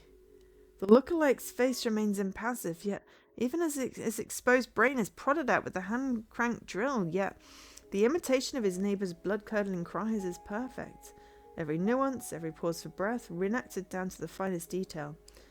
Better than any audio recording you could ever imagine, more immaculate than a simulacra, than any man or machine should ever be capable of. It's so perfect, in fact, you're no longer certain which is the real Emiliano. Oh, hey, Melusine. How was that? Am I lying on the accent too thick? It seems fine to me, but I'd recommend letting your voice crack once in a while. It's been known to happen while Mr. Aguilar is heavily inebriated, and considering his drinking disposition, that particular nuance will come up quite frequently. Gotcha. Give it another go. Hey pal, can you give me some fresh material to reverse? Yeah, you're all a bunch of psychos, fucking heartless psychos. Emilio sobs and howls himself raw, retching as the surgeon hacking his cerebellum induces full-body spasms. The other Emiliano merely clears his throat before howling much the same. They're all a bunch of psychos, fucking heartless psychos. How about that? Bit better? Considerably. I'll notify the post-op technicians to implement a few more speech impediment-inducing memories and apply brain damage relative to Mr. Aguilera's alcoholism. That should iron out the last neurophysical kinks. The other Emiliano gives a firm thumbs up, leaning back to enjoy his lobotomy with the lackadaisical indulgence of an expert barber's scalp massage. Melusine turns to face the glass, her wide smile playing painfully taut. She looks at you with tears and mascara streaking down her face, her grin seeming to cause more pain than either patient's cerebral surgery. Was there anything else you needed to see, Mr. Burgon? No, thank you, dear. That'll be all. Just wanted on you hard to get a better idea of the daily grind. Oh, but do let me know if we need to make adjustments to that mediatic nutrition, will you? I'll be on standby. With a curt nod, the receptionist turns her back. You hear a click, then a dial tone, and the phone's ceaseless screaming abruptly cuts off. Across the glass, Emiliano thrashes with all his might, the sound of his screeching muted once again. So, what do you think? Oh my god, I only have one thing because I have no of this. Demand to your boss to explain what the hell they're doing to these people. I mean, I'll do that anyway. Mr. Burgod flinches as you let out an anguished scream, but he doesn't seem startled, let alone afraid. You mostly get the impression that he's baffled by the sheer stupidity of your question. He repeats it slowly as though making sure he had heard correctly. what we're doing. Why, what do we always do here at Simmercop? Replacing problem members of society with custom-trained lab-raised actors that will live more effective lives in our target's place. It's the company's foolproof, flawless, and highly exclusive human resource solution. And once more, we've perfected today's process all according to your specifications. Your specifications? You have nothing to do with this! Unperturbed by your protest, Burgard motions to the silhouetted surgeons currently picking at both Emiliano's wet and naked craniums. First, as standard procedures, we have our doppelgangers undergo extensive surgeries. This ensures their size and appearance matches their target. However, we also perform highly precise neural excisions and hormonal dosing sessions to ensure both replacement and replacee have identical synaptic pathways. This means they'll share the same tastes, reflexes, and handicaps where applicable. Furthermore, as per your suggestions, I've encouraged our surgeons to physically excise all sections of the brain unrelated to workplace performance. I'm not entirely sure if that's really how these so-called firewalls are supposed to work for computers, but either way our doppelganger should only know obedience and thus never disobey. Holy crap!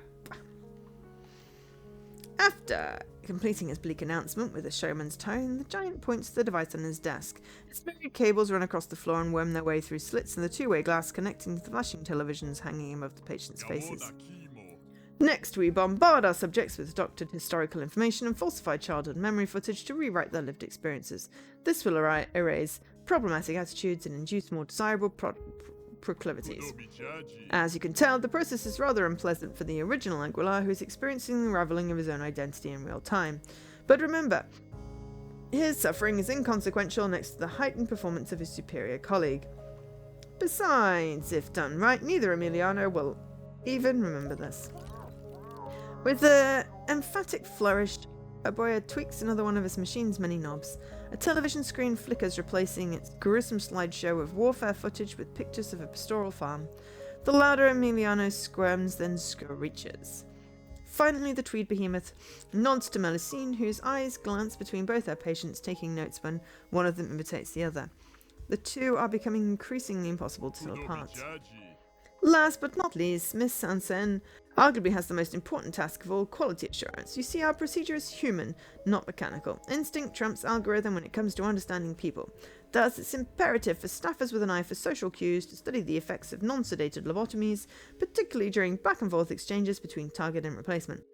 This allows us to adjust mediatic nutrition quickly and to identify overlooked flaws in body language, voice modulation, or personality. All this ensures our doppelganger performs their jobs correctly. What happens to the original? And where does the doppelganger come from?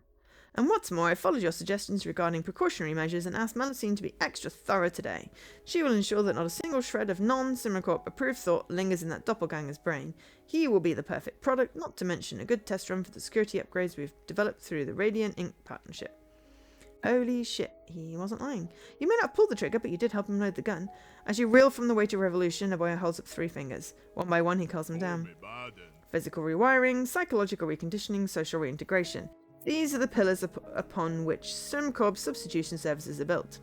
This is how we guarantee that tens of thousands of doppelgangers currently deployed to the public perform exactly as they must. It's how our company has controlled the course of human civilization for years upon years, steering in whatever direction our executives deem right. It's how the right people have shown up at the right times and in the right places, and how the wrong ideas or items or ideas have never appeared at inopportune occasions. And it's how you will help us do our job, regardless of which department you are ultimately assigned to. So, are there any further questions about your new job's responsibilities? Questions? Screw you, you won't get away with this. Why the hell is SimCorp doing this to people? Why did my aunt not tell me about this? I mean, they're all valid, but I'm going with this one. The only logical explanation is that she doesn't know this kind of insanity was occurring at her workplace. After all, the woman can definitely be a little heartless, but she wouldn't stoop to getting you a job torturing people just to get her rent money. Would she? Oh, I'm afraid your aunt was very aware of the procedures we conduct here. She's undergone one herself, after all. It's part of what makes her such an exceptional recruiter. But please don't resent her for keeping so much sensitive information confidential. To borrow an expression, we have many fingers shoved quite deep in a surprising amount of pies. The tweed behemoth spreads his arms, taking up a dramatic stance. His muscular limbs cast a vast, all-consuming shadow, much like the one his company must cast over the world. Societies, you see, are merely sets of rules meant to control select populaces, enforced by means of moral codes and legislative threats. Histories are naught but narratives, parading as objective fact, deterministically controlling the future by redefining the past. Economies are broad equations engineered to establish hierarchies and restrict freedoms indirectly. Our mission is to alter the evolution of all these entities everywhere in the world for the betterment of our species. This can mean overturning governments with silent revolutions, establishing or destroying businesses to reroute the flow of wealth, even altering history in ways that force us to reinterpret the present. All the words are stage, and men and women merely players, but Smirncourt is the playwright casting every actor's role. Today your role has been decided too, and if you care to keep a roof over your head, you should refrain from delivering a disappointing performance. The giant's index finger prods your chest as he speaks. Each tap is like a bullet thudding against a Kevlar vest. Across the mirror, Emilio screams as though he felt those gunshots too. His cries an ode to the dark future which awaits you. A future of perpetual, inescapable servitude. Abaya's right, you need money. Agree to work here until you've saved enough to quit. You can't torture people no matter how badly you need cash. Refuse the job. I mean...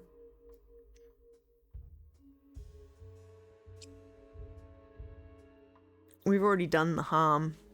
Maybe we can try and change it from the inside? It's very naive. The thought of helping these monsters makes you sick, but turning down the offer means you end up on the street. Thus you promised Burgard to work hard and do better than Emiliano for now.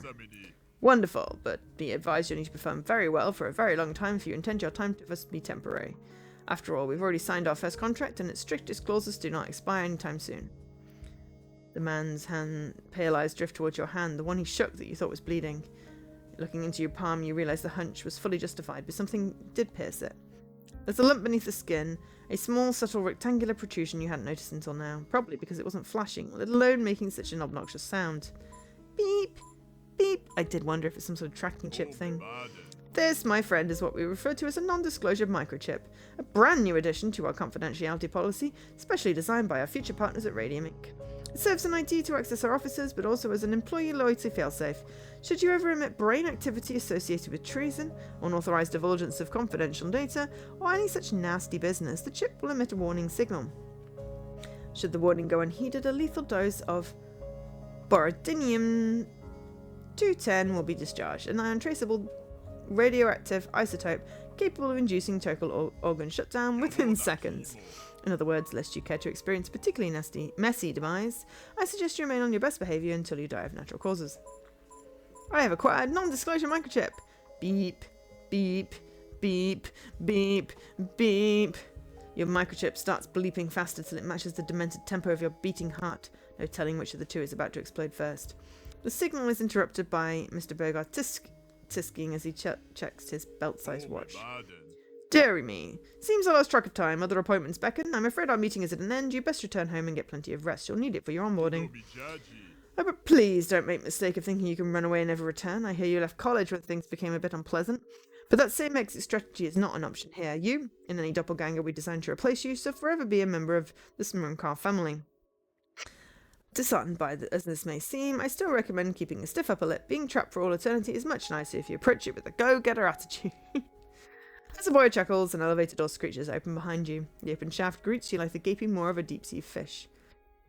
You glance between the open door and your manager, wondering if it's safe to leave.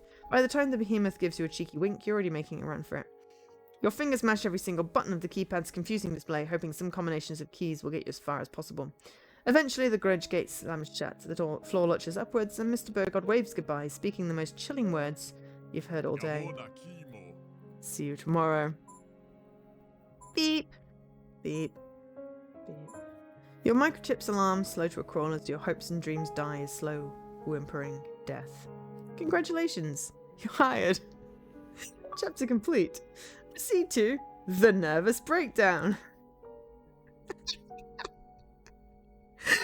I mean, this game was dark, but Jesus Christ.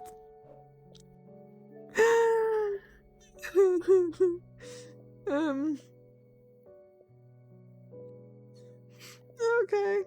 Right. You're in this game, are you?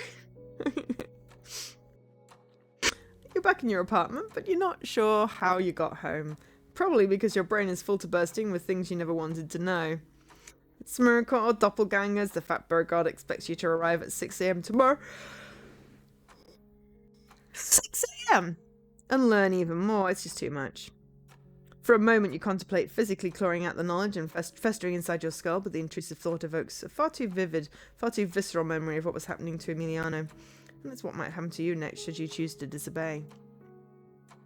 In the end, you do the only thing that makes sense. You don't turn on the lights, you don't collapse into your bed and cry, you don't indulge whatever modest vices normally get you through each day. You merely toss your phone onto the counter, brush into the bathroom, drop to your shaking knees, and void the contents of your stomach into a familiar bowl of porcelain. As per usual, vomiting is both relief and agony. It burns your throat, knots your stomach, makes you wish you were dead, yet the pain provides distraction from the horrors of the day. A shame you haven't eaten much, a distraction would have lasted longer. Wiping strands of puke-tinged saliva off your chin, you go wash your filthy face and brush the bile off your teeth. It's bad for enamel, dentists claim. True. However, witnessing your reflection in the mirror, you freeze. A sagging, gaunter, hollow-eyed shadow of the person you used to know stares back. It's enough to make you wonder if you've also been replaced. Replacement victims get their skulls sawn open, search for signs of a lobotomy scar. This is too much. Leave and go cry. So I'm going to search for a scar because it amuses me.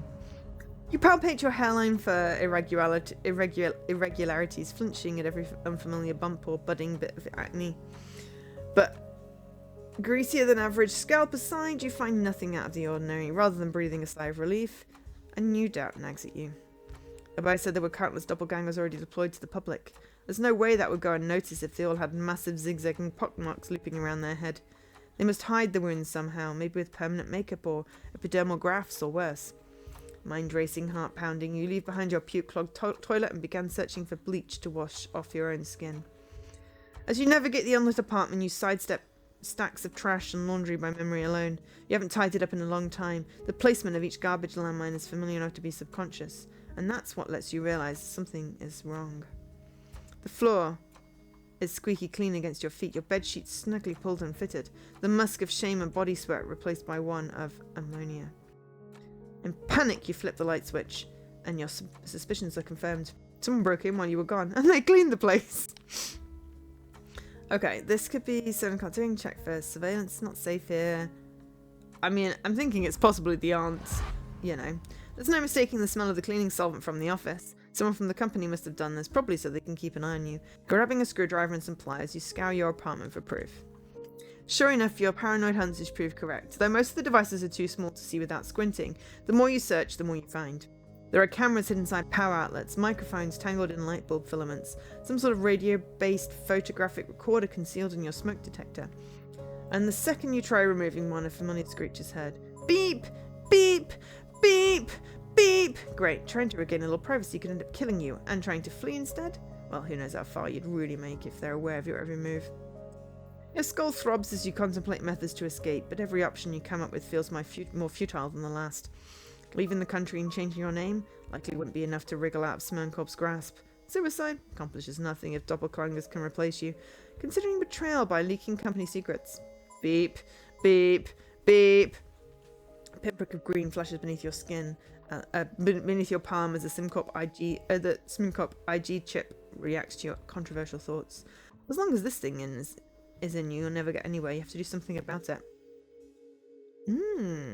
I mean, I'm going to research the device because we've got technology. We might as well use it. You've often looked up guides for programming or appliance repair. If you can fix the microwave after tearing it apart, you can most certainly handle this thing with the help of a good tutorial. Rushing to your laptop, you boot up a few search engines and begin your hunt for answers. Unfortunately, the search ends almost instantaneously. Beep! Beep! Whether thanks to cameras, microphones, or some hyper-advanced brain scanner, your microchip can even sense you searching for controversial data online, and pushing your luck any further may well lead to a lethal discharge. This is fucked. It's even more fucked that they blocked access to social media and porn sites too. Smirnkorp likes their staffers to be discreet and chaste for some reason. The warbled voice is so startling you almost knock the computer off your desk, catching it at the last moment before it clatters to the floor. You whip around the room in a panic, searching for hostile invaders in the corners of your empty home. Only familiar shadows stare back. Call out for the intruder to show themselves. You raise your laptop like a weapon and try to make yourself sound intimidating, but your crackling, half-sobbing voice isn't particularly threatening. The unseen stranger's warbled spiel continues without missing a beat.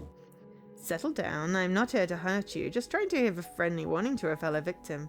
Now come closer. It'll be easier to talk if I don't have to yell through this crappy speaker.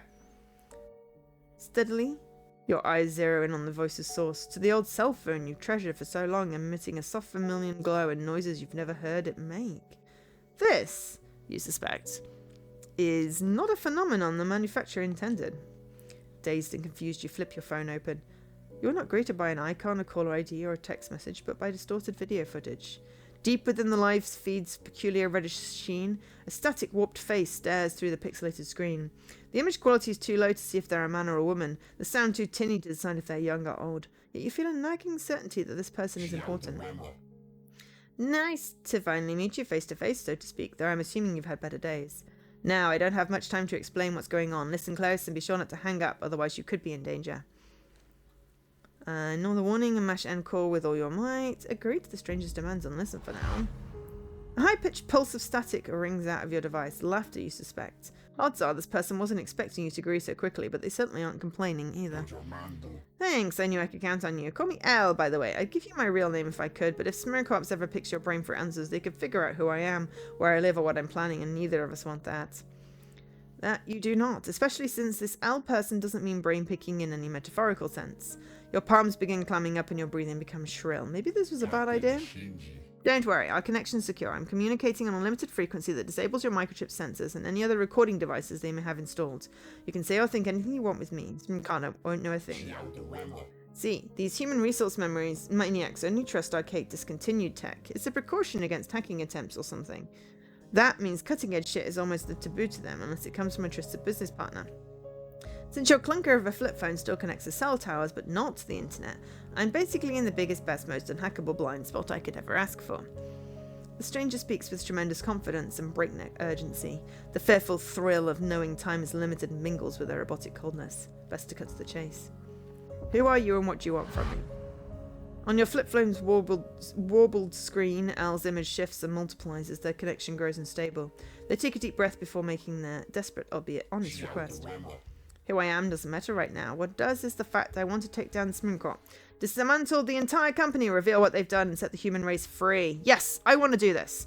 To do that, I need help from someone on the inside, and you're literally the only person on the planet I can trust to do this. Is this art? Your eyes bulge, your pulse quickens. A stranger has just promised to tear apart the bars of a new cage. It must be a miracle, or perhaps too good to be true. I don't know how much you heard about Smircorp's upcoming business partnership during the interview, but they're looking to team up with this humongous tech conglomerate, Radium Inc. That's right, you did hear them mentioned a few times, about 20. Not just at the office, but on the news too. Hell, you vaguely remember applying to work for them as a programmer a few months back, which obviously didn't pan out, but perhaps that rejection was for the best. As the makers of some of the most advanced consumer devices on the planet, Radium's technology is ubiquitous worldwide. From security cameras to self-driving cars, communication satellites and smartphones, far more advanced than your antenna-bearing model, their digital footprint is everywhere. However, their list of human rights violations is just as vast. Not a day goes by where the media won't report their latest lawsuits, their inhumane worker abuses, their hazardous waste dumping, their illegal data laundering, or even their consumer deaths. It's honestly a miracle the company hasn't already been sued into oblivion. Capitalism. Yeah, well, that might be happening pretty soon. I don't know all the details of the contracts they're working out yet, but I do know Radium is in deep shit. The company needs money fast, and since Smircorp is about as cutting edge as a dial-up modem, they see a ton of potential in purchasing a more contemporary competitor. Thing is, this buyout deal would help these maniacs control human history at a bigger scale than ever. The second this contract gets signed, Smircorp will have access to a full suite of new Radium hardware that's already been disseminated throughout the wider public, the kind of tools that could let them crank out more doppelgangers than ever, or even lobotomize people remotely. Think about it. Entire countries could have their populations replaced overnight. Databases of shared knowledge could be scrubbed in seconds. Objective truth and free will could forever become relics of a bygone past. The only way we stop that from happening is by hitting Smircorp where it hurts before their deal goes through, creating the kind of data breach this company could never recover from. Your head, almost full to bursting, bloats with further revelations. You reach for something to hold on to and almost fall over trying. So many doubts, so many fears, so many goddamn questions swim about your brain until it feels like your mind is drowning in them. You don't even know where to start. Badell's image blurs with its worsening static, warning you to start asking fast. Okay, why should I trust you? What does Radium stand to gain if this deal goes through? The contract sounds more like a one-sided acquisition than a proper partnership, plus judging from what little you know of Smurkle, they don't exactly see open to compromises. Impending bankruptcy or not, how does this benefit Radium? Are you seriously asking why the ethic subhuman? Okay, that was a stupid question. But I mean, how am I supposed to help is really obvious. Obviously, we just got a new job and we're not yet fully integrated. Are you seriously asking why the ethically subhuman tech conglomerate has an interest in partnering with people who control the word from the shadows? Not to be a dick, but I think the benefits kind of explain themselves, don't they? In retrospect, they kind of do, yeah. Still, you can't shake the feeling there's more to it than this. Either something Radium is plotting in secret, or something Ellen's deliberately refraining from telling you. Got any more brilliant questions for me, or can we finally skip past the preamble and agree to team up? How am I supposed to stop this? Until a few hours ago, you were a jobless leech living in your relative's cheapest rental unit, surrounded by garbage, effigies, and a skyscraper of rejection slips. There should be quite literally billions of people more qualified to save the world than you. That's not true. I don't think there's a single person on Earth that could be more perfect for this job. 1, you work at Smurkle, meaning you have eyes on the inside. 2, you're a new hire, so no one will respect you for asking questions, and that gives us a way to gather information without too much risk. 3, you have that new Radium microchip, which is way easier for me to bypass than the older employees' non-disclosure failsafes. 4, you're desperate to escape, so I'm willing to bet you'll take a few risks. And 5, well, this one's more personal, but let's just say I have good reason to think you're capable and trustworthy. Bottom line is I need your help specifically, as does the human race. Their explanation is equal parts sensible and suspicious, but there's an undeniable earnestness to the plea too. The stranger really does think you're a chosen one of some kind. Though you're a bit insulted that it's mostly a matter of circumstances and not due to your unique brand of subpar skills. Fine. I'll help. The whole situation is sudden madness, but so is your upcoming tenure at Smurkle. If you want to live without the shadow of replacement haunting you forever, helping this L person is your best deal to break free. Maybe your only deal. Only bet. Glad to hear you're on board. You might actually have a shot at winning now.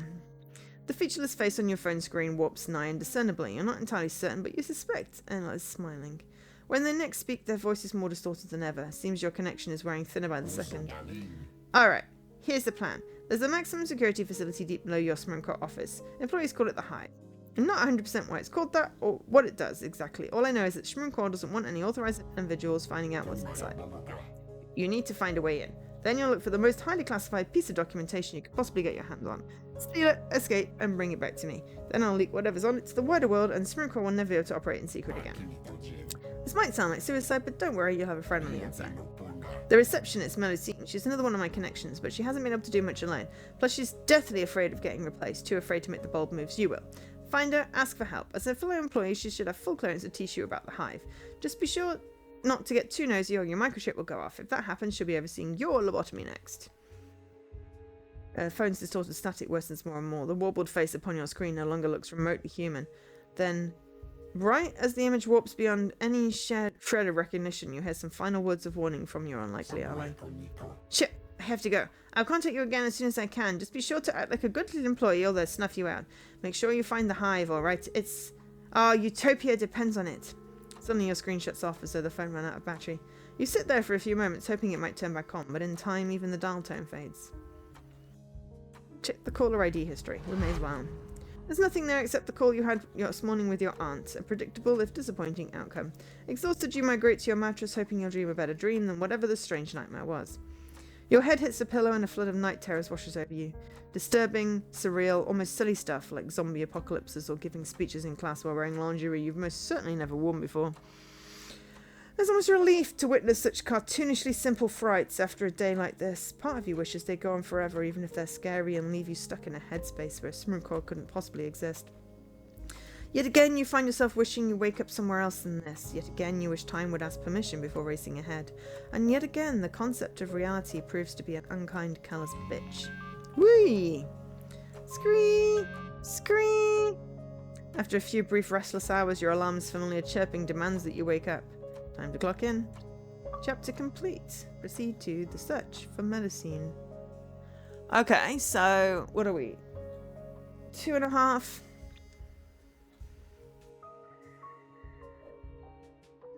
$420. So I feel like these departments could potentially be related to what I picked, because the thing goes down from like 30 to like, you know, lower. That one is the lowest in cryptology, but I've got to complete the search for Melusine first, and we're probably looking about half an hour per thingamajig. And then after that it sort of wanes off. Whether people have completed it or not, I don't know.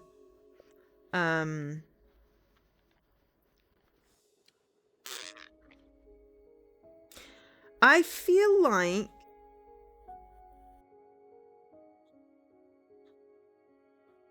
this sort of feels like a good stopping point.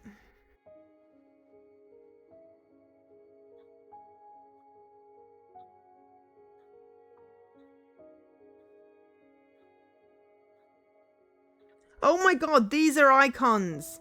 I have my old cell phone, my computer science specialization, and my non-disclosure chip. Chapter 2? The search for Melusine? Chapters 2, and then... hang on. Part 2, onboarding. Part 1, probation. Oh! Okay, well, I'm just going to explore the menu for a little bit. So we've got the phone call, the waiting room, the interview, the nervous breakdown. So we completed part 1, probation. Now we've got onboarding. I don't know how many parts there are because that's a whole new thing. And then that is... back to the thing. This is...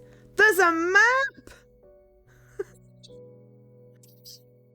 So...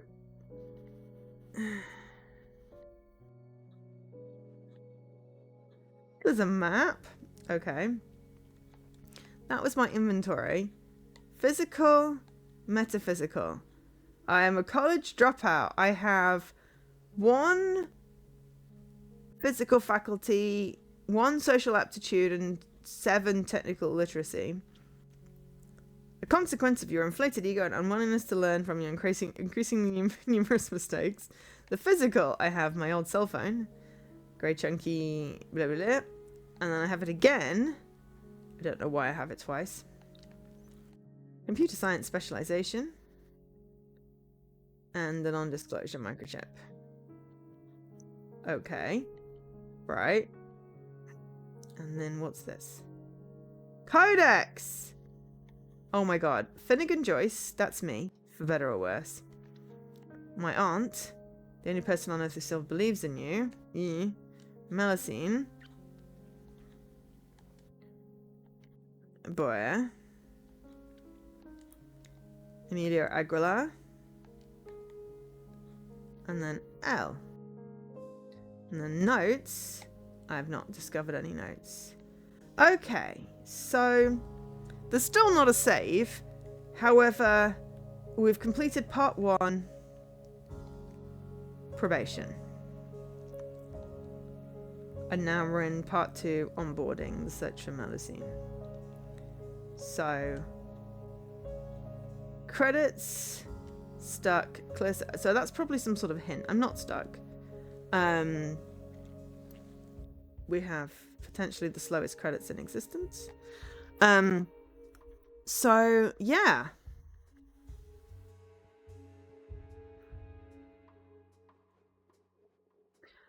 I'm going to stop here because it feels like a good place to stop at the end of part 1. Have to admit, very intrigued by this game. The reason, I don't know why I started it on my alt. I think I was worried it was going to be something like the Fallen London game, which I'm terrible at. Whereas this is very much more choose your own adventure. So I might prod at it a little more. See if I can get past wherever it is Havor got stuck at. And then possibly start a new game on my main and maybe pick some different choices.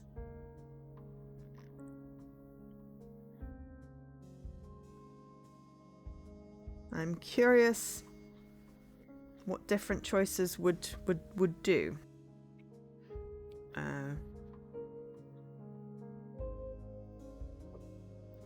But yeah, thanks very much to Dolores Entertainment for a copy of the game for streaming purposes. Much appreciated. This is definitely... I am very much intrigued. I can see myself losing a few hours going through this, though obviously it'll be quicker when I'm not reading everything out loud in silly voices, but the writing is like top notch. The descriptions, the word choice are just perfect. I could do with a little less bright white, though then when it flips to like the rusty brown, it is quite effective. So yeah, I mean, people in chat, what did you think? Are you buying this game? Are you, I've got the hiccups, redeeming your tokens to get the copy off the list? Are you not interested because it's not your kind of genre? I mean, this game's in both French and English. The voice acting was interesting. I think I had my TV down low to actually appreciate any of it. I mean, the fact that the voice actor for Emilio Aguilar and Elle are the same is interesting. But then there is a bit of shared stuff. Yeah, it's not. It's very much choose your own adventure, which I really like. I am embarrassed that it took me till the end of the stream to figure out that menu was different icons. I feel like a more explicit save, even if it doesn't have load, just a more explicit it has saved, would definitely not go amiss. But this, yeah, is chef's kiss. I'm curious what Stuck does, and I might try it on my alt just to see. Yeah, minimalist art deco aesthetic, and then it changes the color for tension. Yeah, exactly. It's got the bright white and the happy and the corporate and what have you, and then suddenly it's like, what is going on? Why is it screaming? What is this squelchy noise? How are they keeping them alive when their brains are literally open and being poked at? Yeah, definitely. I want more. I want more. I want more. I'm almost tempted to sort of keep it on the back burner for another stream. Potentially, but also I think I probably just want to be able to do it at my own pace. And I do have a big backlog. So, what I'm going to do is I'm going to actually hit exit game because it just quits the desktop. Then I'm just going to load it up so I can check that it has a resume.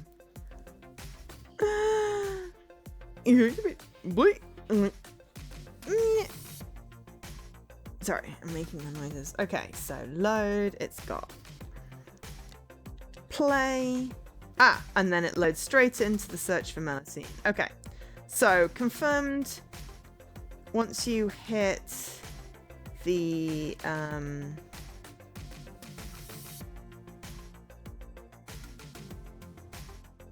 once you hit that, you know, you have completed what's it, you're done.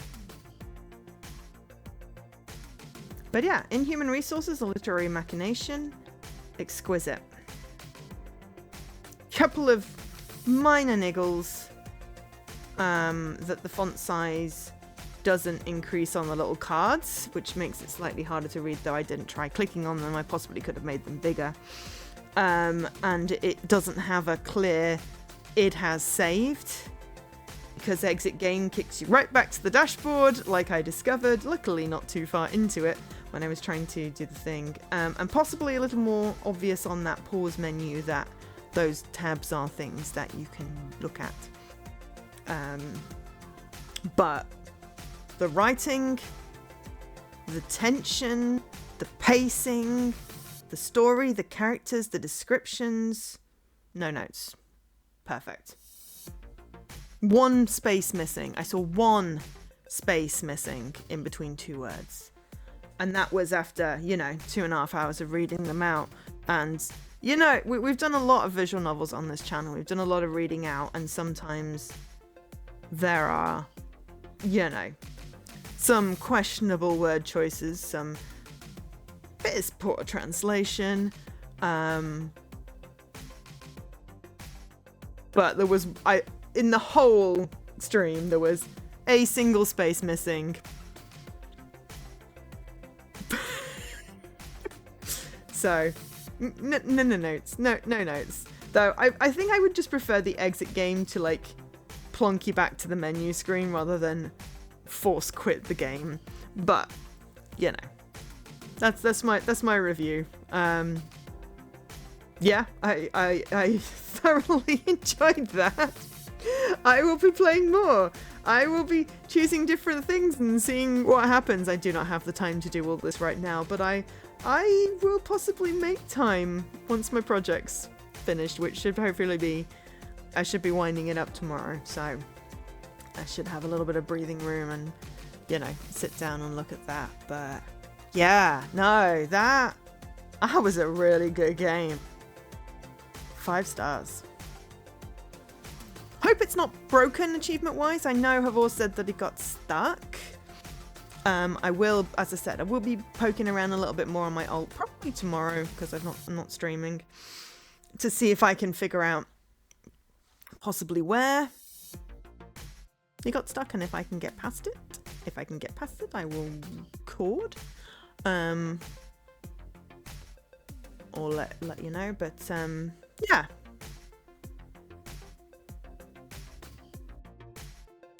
Yeah, it's good game.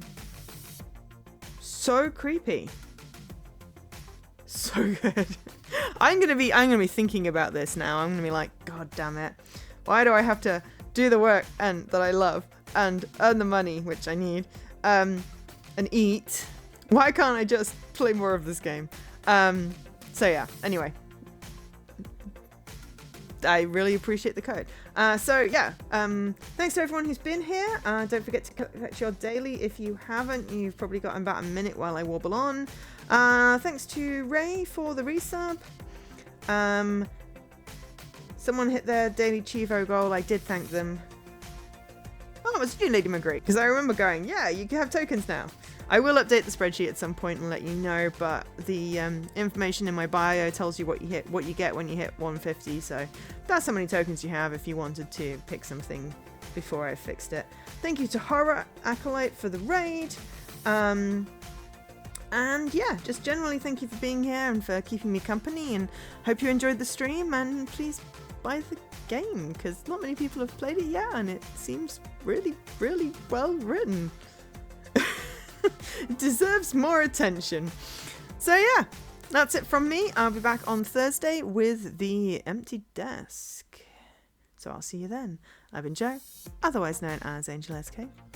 Catch you later. Bye.